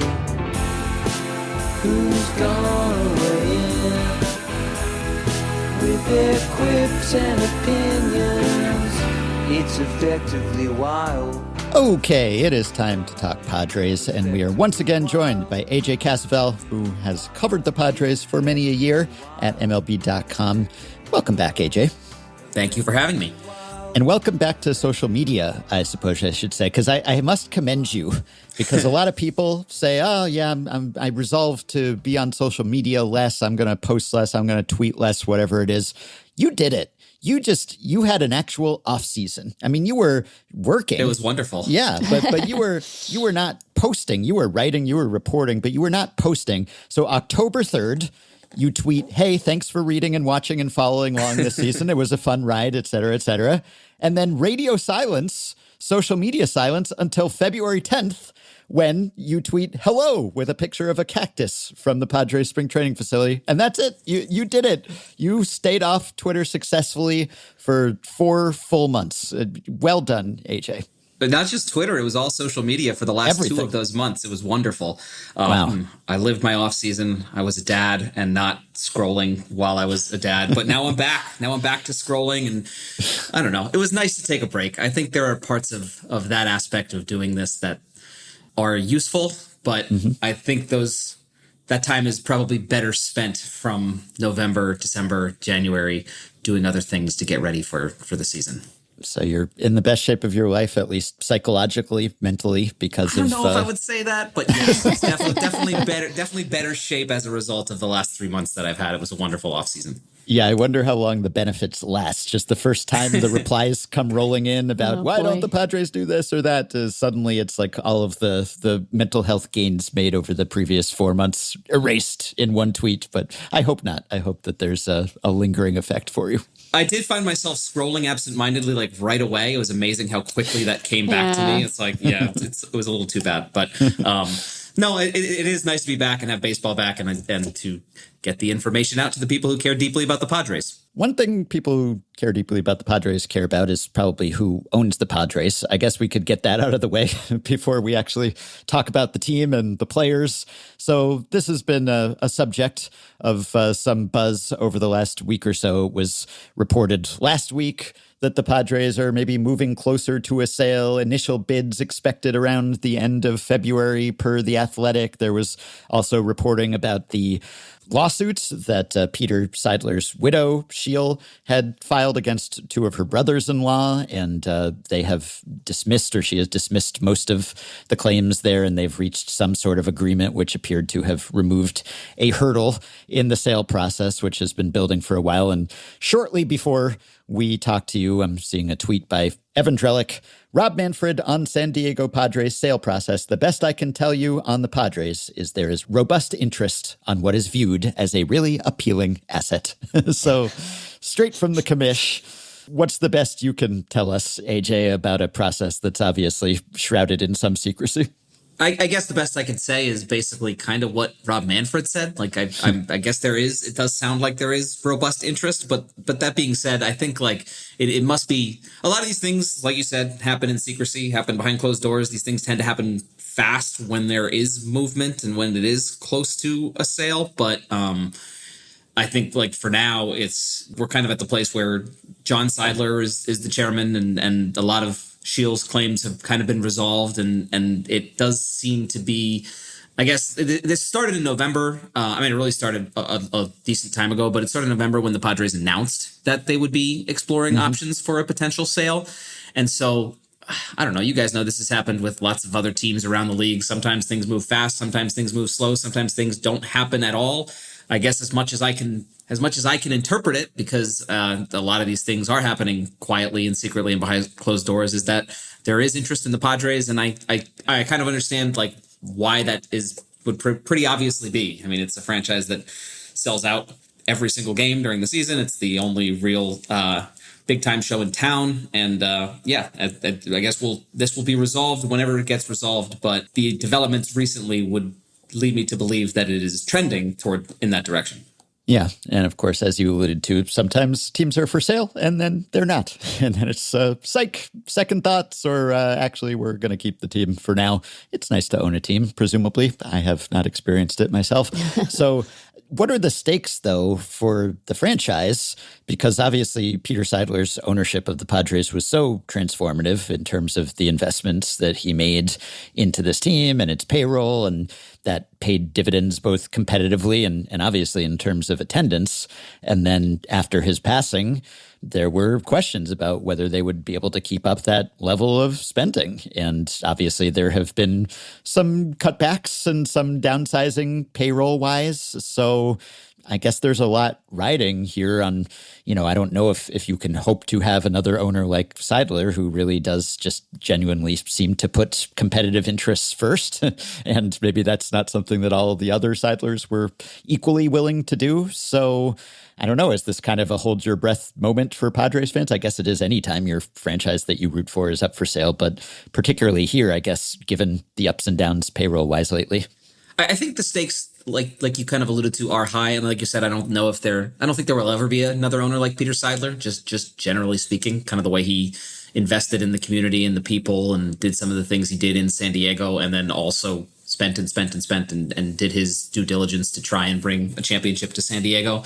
I think it would be hard for the incoming owner kind of not to build on this success. So in some way, maybe the stakes aren't like ultra massive high. Like this is a team that brings in a ton of fans every year and that kind of commands the attention of the entire city. Like people in San Diego care deeply about the San Diego Padres based on what they've accomplished the last 5 or 6 seasons. You can make the argument it's the most successful era of Padres baseball in history. If the new ownership kind of were to come in and reverse that course. I just kind of don't see that happening, whatever the situation is. Then again, like there are serious questions, I think, with the Padres that I'm sure we'll get into roster wise and front office wise going forward. And so the question for the ownership now, the ownership that would be coming in would be, how do you kind of sustain what has been here for the last 6 or 7 years, what has been built by, in many ways, Peter Seidler and the Seidler ownership group? Let's see if I can do a sort of tricky transition here. The team has not yet changed hands, and shockingly, for a Padres offseason, neither did any other players. I thought there had to be a glitch in our offseason transaction tracker, because as of this moment, I don't think that AJ has made any trades this winter. And that is correct. Wow. And that would be... Is he okay? Yeah, I was going to say, like, have we done a wellness check on AJ? And, you know, the guys are reporting, so presumably eyes have been on Preller in the last couple of days. But I'm curious, you know, they've been busy in other ways, and we'll get to some of the moves that they've made. But how do you account for this particular lull in his trade activity? Is it just that the farm system is in that strong of a nadir, or how can we make sense of this? Yeah, I saw AJ this morning. He seems to be doing just fine. I will also say that last year at the trade deadline, I think at like 7:30 a.m. on the morning of the trade deadline, we were all like, wow, AJ Preller hasn't made any trades. And then he went and made, I think it was like 5 trades, 21 players involved, maybe 22. So there's still time, you're saying. So there is still time. And what I've noticed covering Preller is that when he makes one move, they're usually tied to another move. So like these things can happen in multiples. And so I'm often on the lookout after that first move for whatever the next thing is to complement it. But that being said, I think the Padres have been aggressive in looking into some possible trades and looking into kind of some shakeups trade-wise. But I also think it's tricky based on the roster that they have and the prospects that they have, and the fact that they've traded so much from their farm system, so much depth of talent. I think there's still some intriguing guys in that system, but like it's clearly not what it was when the Padres, they were at the top of the league in farm system and they traded everyone away, and then they got back to a very respectable place, like maybe in the top third of the league, and then they traded everyone away again. It's hard to kind of pull from the guys that they have, and it's to some extent you kind of want to keep some of those guys that you're interested in and see what they pan out to be. Yeah. So I think there's just a lot of factors. It wouldn't surprise me if AJ Preller were to make a trade or two in spring training. Like he's done that he did it with Dylan Cease and Sean Manaea very deep into spring training. I want to say both of those were on the final day of camp. Maybe Manaea was second to last day. So like it's always possible. And the Padres do need another starting pitcher, but I think there are some limiting factors in terms of what the farm system is. And in terms of kind of how, I don't want to say complete the roster is, because it's not like they could use some, they could use some guys in some areas, but maybe what it would mean if you trade this guy and what it would mean kind of payroll wise if you're trading like guys who are making a certain amount of money. It's just for a lot of reasons. There has not been a trade yet, and I emphasize the yet. Yeah, I know that some sources, Kyle McDaniel at ESPN, Baseball Prospectus among them, have the Padres dead last this spring in their organizational rankings, their farm system quality. And it does seem as if people have been sort of predicting the demise of the system for years, because Preller does go through prospects at such an incredible pace. And yet, to his credit, I suppose, he keeps making more somehow and then suddenly has more to trade, even though you think that the well is dry. But is it finally dry now? Has that magic trick, are there no more rabbits in the hat? Or do you think that he can somehow keep that pipeline flowing?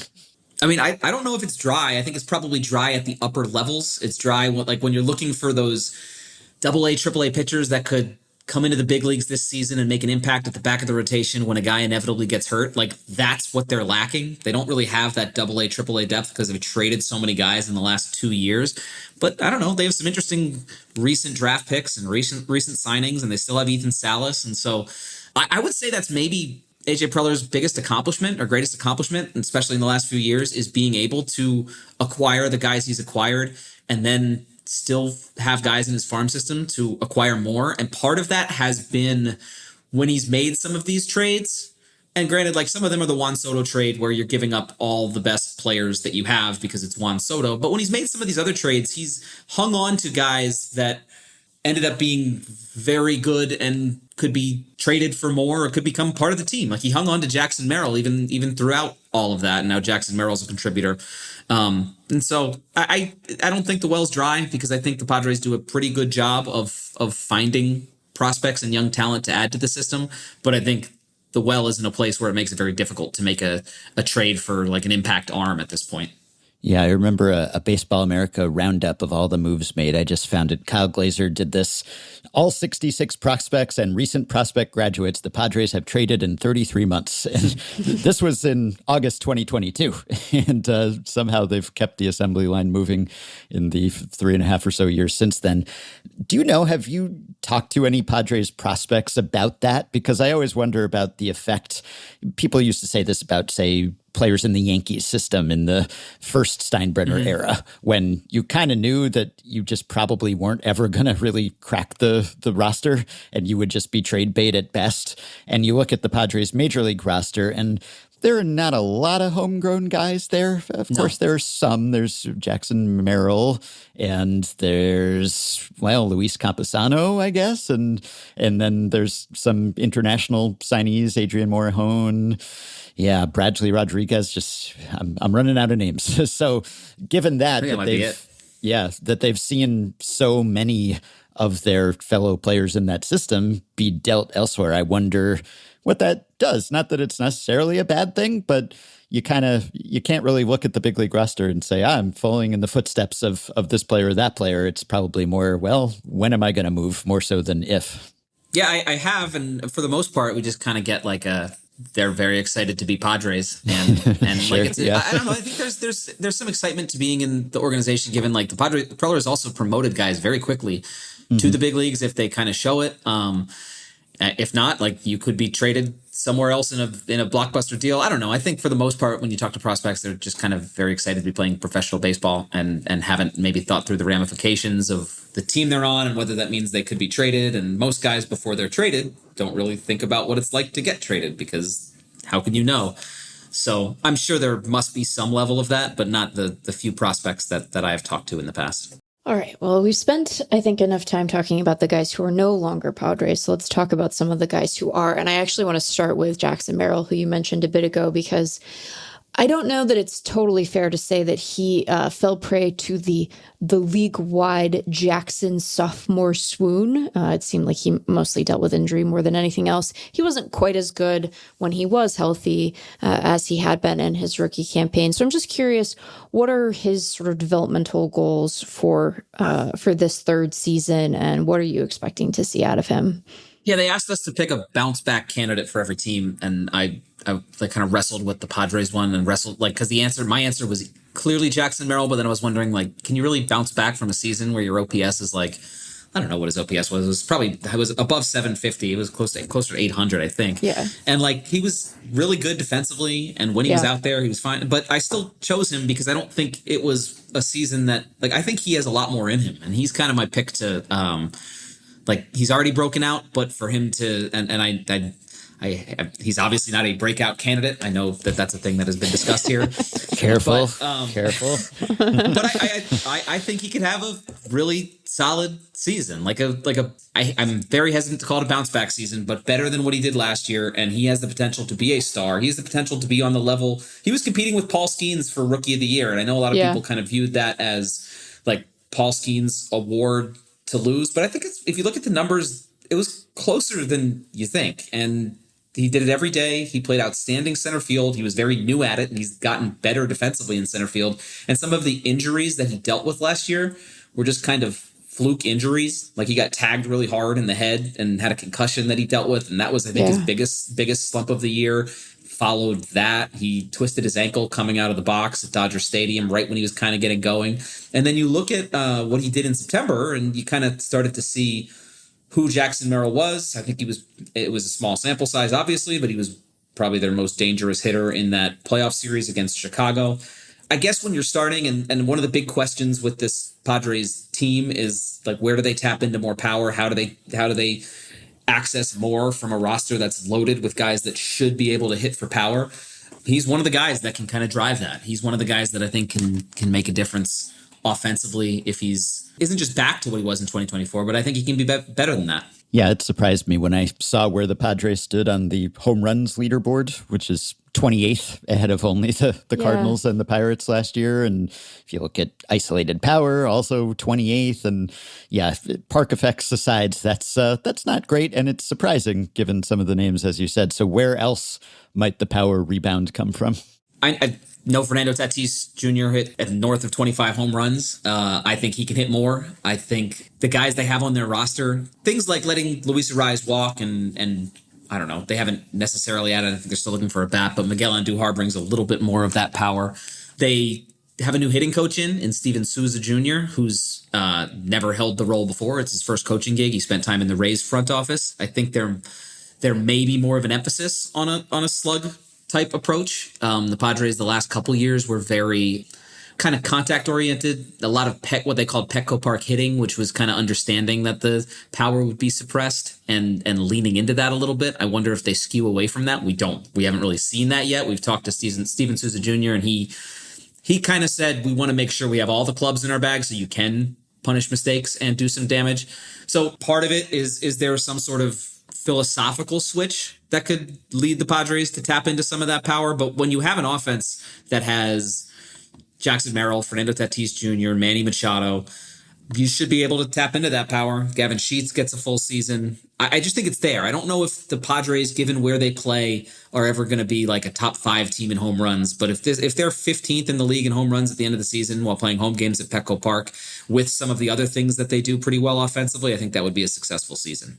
I'm fascinated by what we ought to expect from Ramon Laureano this year, because his 2025 was so impressive relative to his prior 2 campaigns. He was a little worse once he was traded to San Diego, but was still a very productive hitter when he was available. And I'm curious sort of if you had a chance to talk to him about what changed for him from an approach perspective, because obviously, he didn't play a full slate in 2024, but going from a 108 WRC plus to a 138 suggests some pretty meaningful changes. And, he walked more, he struck out less. I know that he had the finger issue at the end of the year, but he was a very obvious club option to exercise. So what are you expecting from him this year? Yeah, I don't know if it's fair to expect what he did last season, considering kind of how surprising that was and just how good it was. But I think the Padres are expecting that version of him, that guy that hits the ball hard, that doesn't swing as much as he had before. And I think there might be reason to believe that. Now, he just got into camp today, so I think we'll be kind of breaking things down with him. He was a really big loss going into the postseason because I think they were playing kind of, I don't know if it was a meaningless game or it was just for home field advantage toward the end of the season. And he took a fastball off his finger and then finished the at bat. And then I think it was the 8th inning and we had no idea that he was even hurt until we learned at the very end of the press conference after the game that he had fractured his finger because he finished the at bat. The Padres really missed him because they had some struggles against left-handed pitching last year. And he was kind of one of the guys they brought over at the trade deadline to address that. And he helped address that, even though he wasn't as good as he was in Baltimore. Yeah, I guess there's just a lot to like in terms of the power he brings and the approach that he brings and the fact that he can play left field and maybe back up some center field if that's necessary. He's just a really, really good fit for this roster. And I know that when the Padres made that trade last year, and this applies to a few of the trades Preller made last year, they did so also knowing that they had 2026 in mind, knowing that he would be a part of the offense and on a team that I don't think it skews too lefty heavy, but some of the righties don't particularly hit lefties all that well. Like they needed Ramon Laureano. And so even if he's the guy he was in San Diego last season, which isn't as good as he was in Baltimore, above 800 OPS, I think he was on track to set the Padres record for home runs by a guy who came over midseason until that injury. Yeah, he could be a very important piece on the Padres. And if those changes that he made hold up, he'll find himself right in the middle of that lineup. Tell us about one of the few new faces and one of the few free agent additions, Sung-Moon Song, if I'm saying that right. If I'm not, please correct me. I believe it's Sung-Moon Song, but I'm not even entirely sure yet. So I usually wait till the games start, listen to Jesse Agler on the radio, and however he pronounces it is the way I go with it. So games haven't started yet. We'll find out soon enough. In terms of what to expect from him, the Padres are really intrigued with his versatility, and like that's super useful as a left-handed bat. He played third base primarily in Korea, but obviously the Padres are pretty well set at third base. But if he plays there once a week and Manny Machado DHs and Manny Machado is healthy and strong down the stretch, that's a useful thing. He can play some second base too, and playing second base may allow Jake Cronenworth to move to shortstop. He can play first base, which is a position the Padres don't really have a guy. It looks like Gavin Sheets might be the guy, but he can also DH. And they're going to experiment with him in the outfield a little bit too. And so if he can kind of cover all those, it gives the Padres kind of a complete offense against right-handed pitching where you can give whoever you want a day off at any time or just a DH day at any time. And he can move around and Cronenworth can move around. And his numbers in the KBO are obviously really good. And do those translate? Obviously, the Padres have experience with the KBO star coming over, and Ha-Sung Kim struggled a little bit at first, and I think it's fair to expect there to be an acclimation period.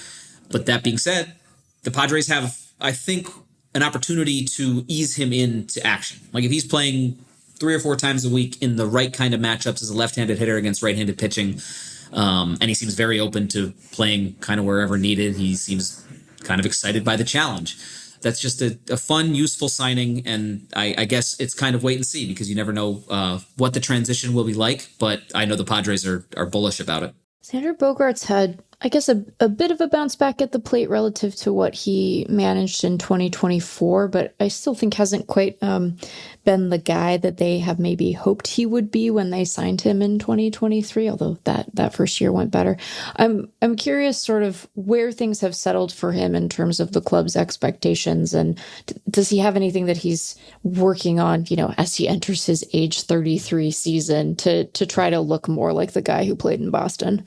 Yeah, I think one of the biggest things for Bogaerts with the Padres has been how well he was second baseman for a year while Ha-Sung Kim played short, and the Padres weren't sure how long he would be able to stick at shortstop. He was really solid defensively last year at shortstop, one of his best defensive seasons because he wasn't always kind of known for his glove in Boston. And so just him being able to play shortstop regularly really helps with the flexibility of the roster. Who knows how much longer he'll be able to do that, but I know they anticipate that what he did last season will carry over into this season, and he's their shortstop this year. There's probably the Padres hope maybe a little bit more. We mentioned guys that could help the Padres tap into some of that power and get them above where they were in the league in slugging. I think he's one of those guys. He's not like I don't know if he's a 25 homer guy, but he's hit 11 in the last couple of seasons. If he gets that to like 18 or so and hits for extra bases a little bit more, I think that's probably what the Padres would be looking for, getting Xander Bogaerts to tap into some of that slugging. He's been a useful player. He was, I think, in 2024 hit hard with a few injuries.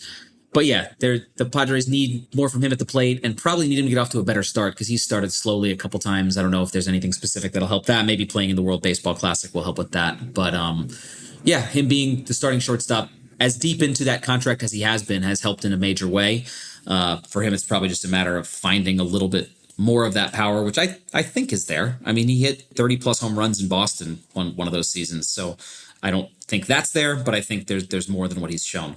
The Padres did lose Dylan Cease, who departed via free agency, joined the Blue Jays, but they managed to retain the services of fellow free agent Michael King, who signed what we have taken to calling a trampoline contract following the lead of Zach Kreiser. It's a 3-year, $75 million deal, but opt-outs after the first 2 seasons. And that seemed like a case of, well, if he is healthy and pitches the way he has when he's healthy, then, well, I was going to say it's a bargain, but probably he just opts out.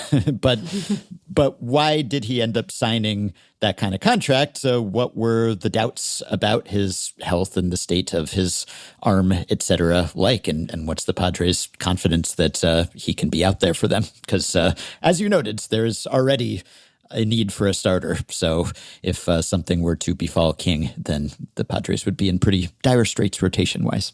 I think part of the reason for that contract, that specific contract, is the fact that King was a reliever for so long in New York and he hasn't been a starting pitcher to prove himself as such very long. He had one excellent season in 2024 as a full-time starter, and then in 2025 he dealt with a nerve issue which affected the strength of his shoulder, which kept him out for 3 months. It wasn't a shoulder injury; it was something nerve-wise, and I guess that got completely figured out. But upon his return, he basically kind of ramped up too fast and dealt with a knee issue toward the end of the season.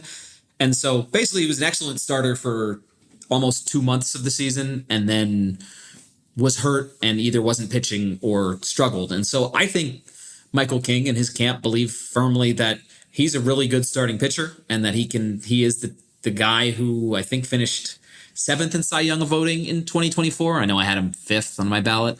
They think he's that kind of guy, and he may not have the track record to show it yet, but if he can show it in this season with the Padres, well, then the Padres get an ace caliber starting pitcher for a reasonable number, and Michael King gets his chance to do that. And then we'll see what happens next season. But I also know the fact that Michael King really likes pitching in San Diego. He has spoken a lot about the pitching group and the work with Ruben Niebla and the staff that he's on. And so it was a priority of his to return. And he I guarantee you he enters the season with something to prove. And that being that he can be that kind of frontline guy. Ben alluded to the needs in the rotation, and part of that is the absence of Yu Darvish, and there's been conflicting reporting about Yu Darvish's desire to continue to play baseball. So where do things stand with you? With me? No, I'm sorry. I hate yeah. There's too many of those puns, but it's too early in spring training. I wasn't ready for that. Yeah, I think the parties involved expect that Yu Darvish might end up voiding his contract. That doesn't mean he won't be around the team. That doesn't mean he won't be with the team. That means they would have to kind of negotiate whatever the settlement would be. He has 3 years remaining on that contract. He's owed $16 million this year. He is coming off an injury that required flexor tendon surgery. And so from my perspective, he's fully owed what's coming to him because he got hurt at work. He got hurt pitching, but he also is considering retirement because he's 39 years old. And so it's still TBD. Every time we've talked to Darvish, which has been a couple times since the season ended, he wants to see how his arm feels as he gets closer to the part of the recovery where he's moving it around and where he's throwing a baseball. And I think it's probably trending in a direction where Darvish is with the Padres, but not under that contract, and is that contract is voided in a way that he makes some of that money back, but isn't kind of committed long-term, but is still with the organization, if that makes sense. But we don't really know that because that's kind of Yu Darvish's prerogative. The Padres have given him the space to make that decision on his own. They're just kind of waiting for the answer. I know he will be around spring training at some point, and we may get further clarity on that because he hasn't spoken aside from through social media since a charity event in December. But it's a lot, in a lot of ways, it's just kind of up to Yu Darvish. Well, the real linchpin of that rotation then is someone else who had elbow surgery but is returning from it, and that's Joe Musgrove, San Diego's own. So he is well removed from his surgery. He's something like, 18 months because of the timing of when he had it. So in theory, he's good to go. Is that the hope and the realistic expectation? That is the hope. That is his hope. That is the expectation.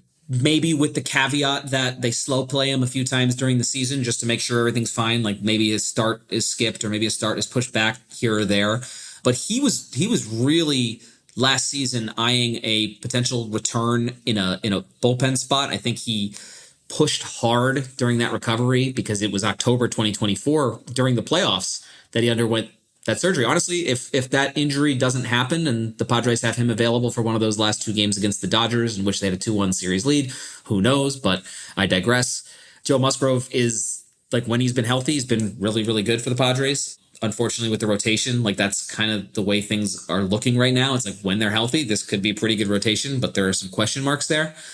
But I think I'm right in saying this, that he's the most important Padre in terms of what effect his various outcomes could have onto the season. If he comes back and is Joe Musgrove, the type of guy that gets Cy Young votes, a real leader in the clubhouse, a real guy that the fans rally around and the city rallies around, that's huge for the Padres, a team that is relatively thin on starting pitching. And if injuries crop up or if he struggles kind of to return and he is 33 years old, like then the Padres might be in some trouble because they don't have that pitching depth. And so they're approaching it, I think, maybe a little cautiously in spring training, but once the season starts, they expect him in the opening day rotation. They expect him, I don't know, maybe they're not eyeing 33 starts, but if he gets 28 starts and is Joe Musgrove from the past few seasons in San Diego, they'd be very happy. Well, I feel like we might have an argument for another guy to be the most important starter, if only because he managed to throw 181 innings last year, which, my goodness, what a welcome development for San Diego. I'm sure that was. And that's Nick Pivetta, who took a real step forward last year. His ERA was better. His FIP was better. He struck out fewer guys. That was interesting, but allowed fewer home runs. What changed for him last year, and kind of where do you see him slotting into all of this for them this year?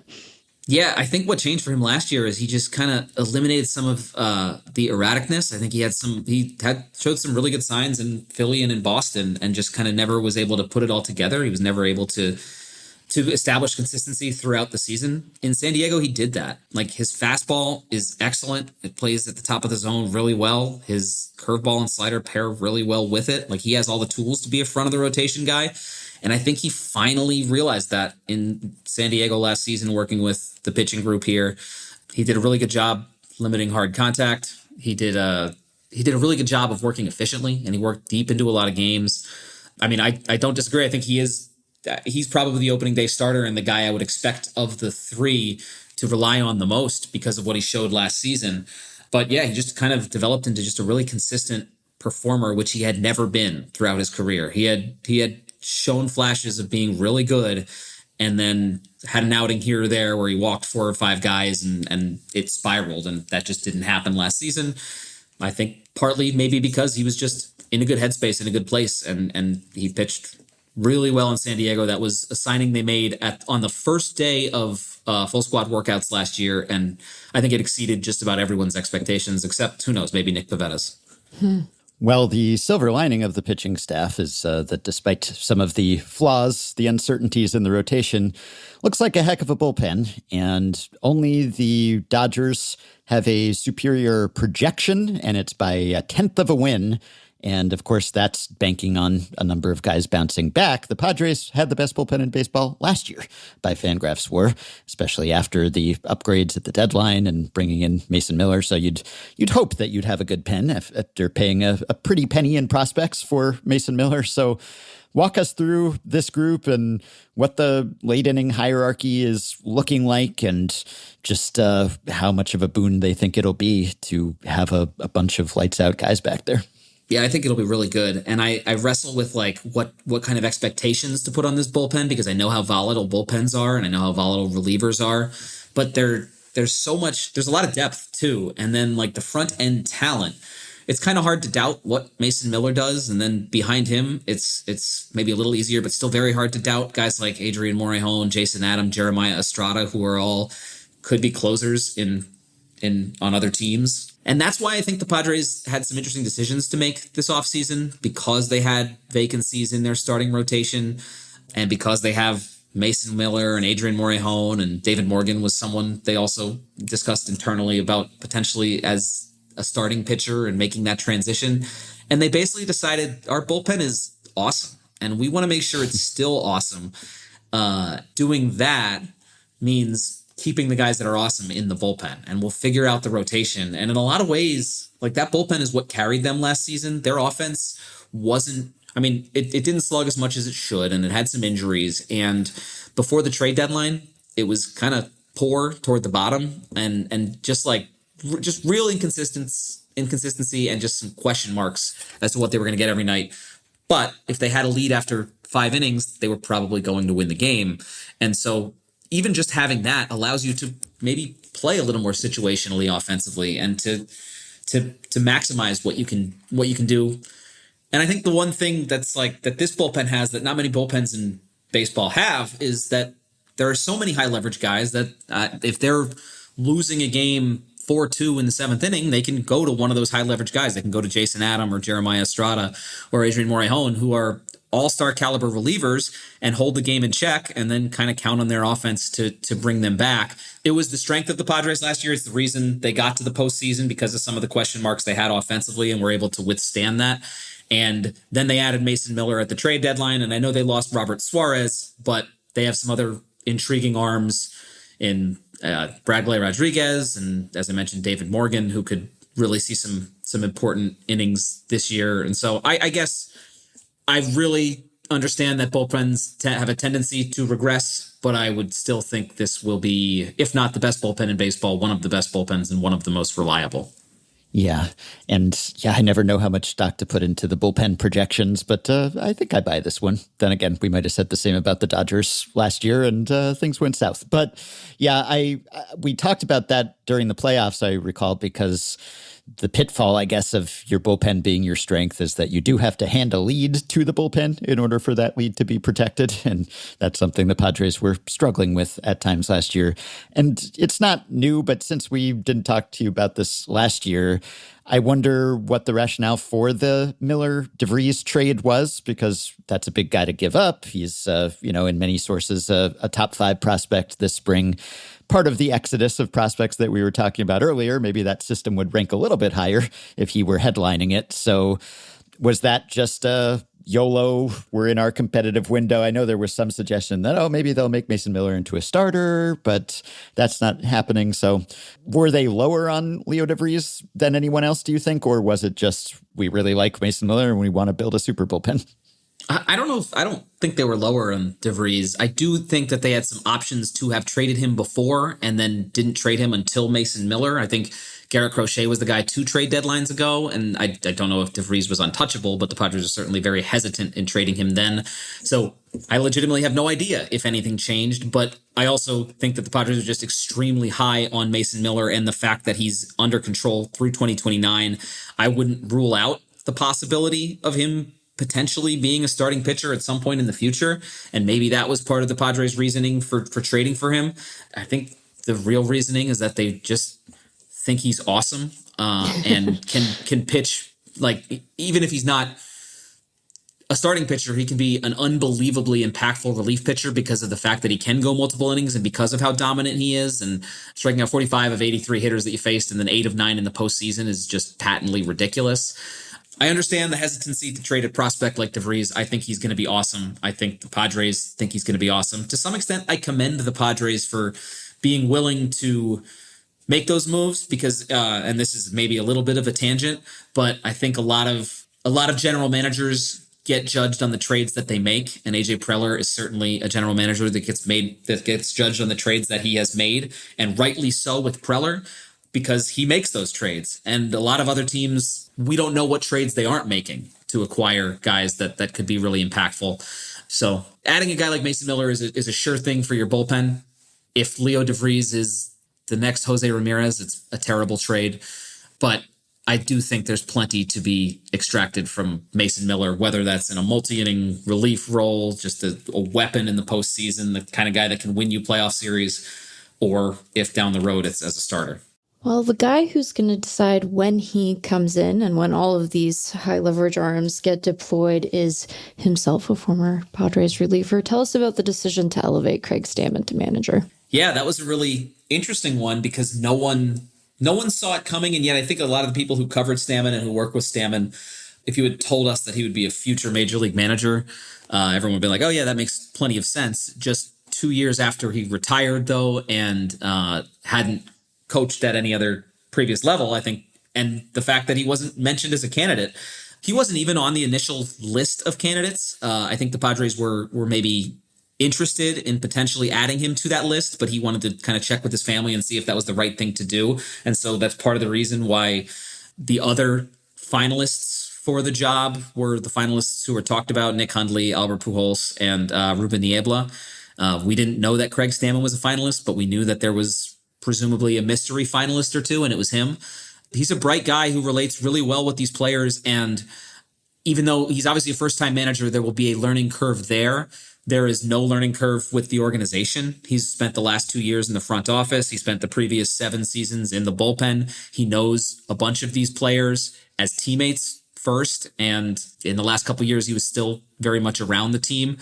His communication style is one that is really respected by a lot of the players in the clubhouse. I think it's probably pretty difficult for a middle reliever who's, I mean, let's be honest, he's not a great middle reliever, just kind of generic setup type, to be a clubhouse leader. And that's what he was for some of those Padres teams. So I think he has some things you would like to see in a managerial hire. I just have no idea how he'll handle some of the things that managers have to handle, in-game decisions. We haven't seen it yet. I suspect he's a bright enough guy that he'll learn from his mistakes and be able to handle a lot that comes his way. But the experience is going to come to him on the fly. Yeah, it could have been the most sensational managerial hiring in the NL West this offseason, but then the Giants sort of stole the Padres' thunder in that respect, I suppose. But it was still somewhat unconventional. And as you said, Steven Souza doing the job for the first time as hitting coach. Well, so is his boss, the leader of the coaching staff now. Can you tell us exactly what the consensus is on why Mike Shildt walked away? Because he made it sound like he just needed a break, basically. It was just burnout, work-life balance. He'd had enough. Obviously, it's not common for a manager who had been pretty successful coming off a playoff season to walk away of his own accord. I know there was subsequently some reporting about maybe everything wasn't really rosy behind the scenes. Obviously, there have been issues reported between Preller and his many managers in the past. But what's your understanding of why Shildt decided to call it quits as a manager, at least for now, and he has joined the other team that we talked about today, the Orioles, as an instructor? Yeah, I don't think everything was rosy behind the scenes, and the extent of how unrosy it was kind of varies depending on who you talk to. Like, every team has some kind of struggles behind closed doors and contentiousness. I don't think it was a ton of that there with Preller and Shildt. I don't know what exactly. Like, Mike Shildt had 2 very successful years as manager of the Padres, and probably got the 2024 Padres, one of the best teams in Padres history, maybe the second best behind the 1998 team. And I think a serious candidate to win the World Series until they lost those 2 games to the Dodgers. He did a lot of really good things, and he pushed a lot of people really hard, and he might have pushed a lot of the right buttons and some of the wrong buttons. And I think it got to a point where it was his decision, but it had just been, I guess, enough. Like, it was a lot for Mike Shildt. He took the job very seriously. He took his job as the guy in charge and the guy leading coaching staff and players very seriously. And I don't know, I wish him well going forward, and that maybe the burden and some of the stresses of the managerial job aren't falling on him like they did in San Diego, apparently, even if he didn't necessarily let that on. But I think it was one of those things where it was his call, but maybe it didn't surprise as many people internally as it did externally. Okay, well, what would constitute a successful season for the Padres in 2026? Yeah, I think it's making the playoffs in this sense, just that the Padres have never made the playoffs in 3 straight seasons in franchise history.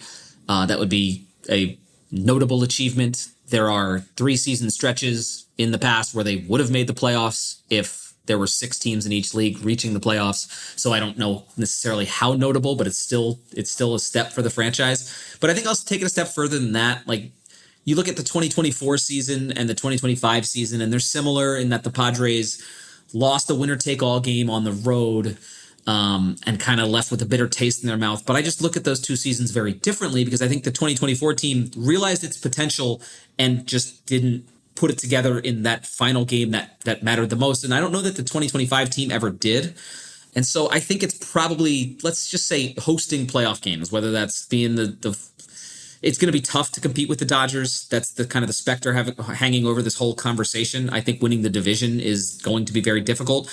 I have thought that the last 2 seasons, though, and they pushed the Dodgers in both of those seasons. So I suppose it is possible, but the Dodgers are rightly the favorites. So I think having home playoff games, and then if they get in a series with the Dodgers, I don't think many fans in San Diego would consider it much of a success if they were to bow out to the Dodgers. So beating them, but I realize that that's a lofty bar.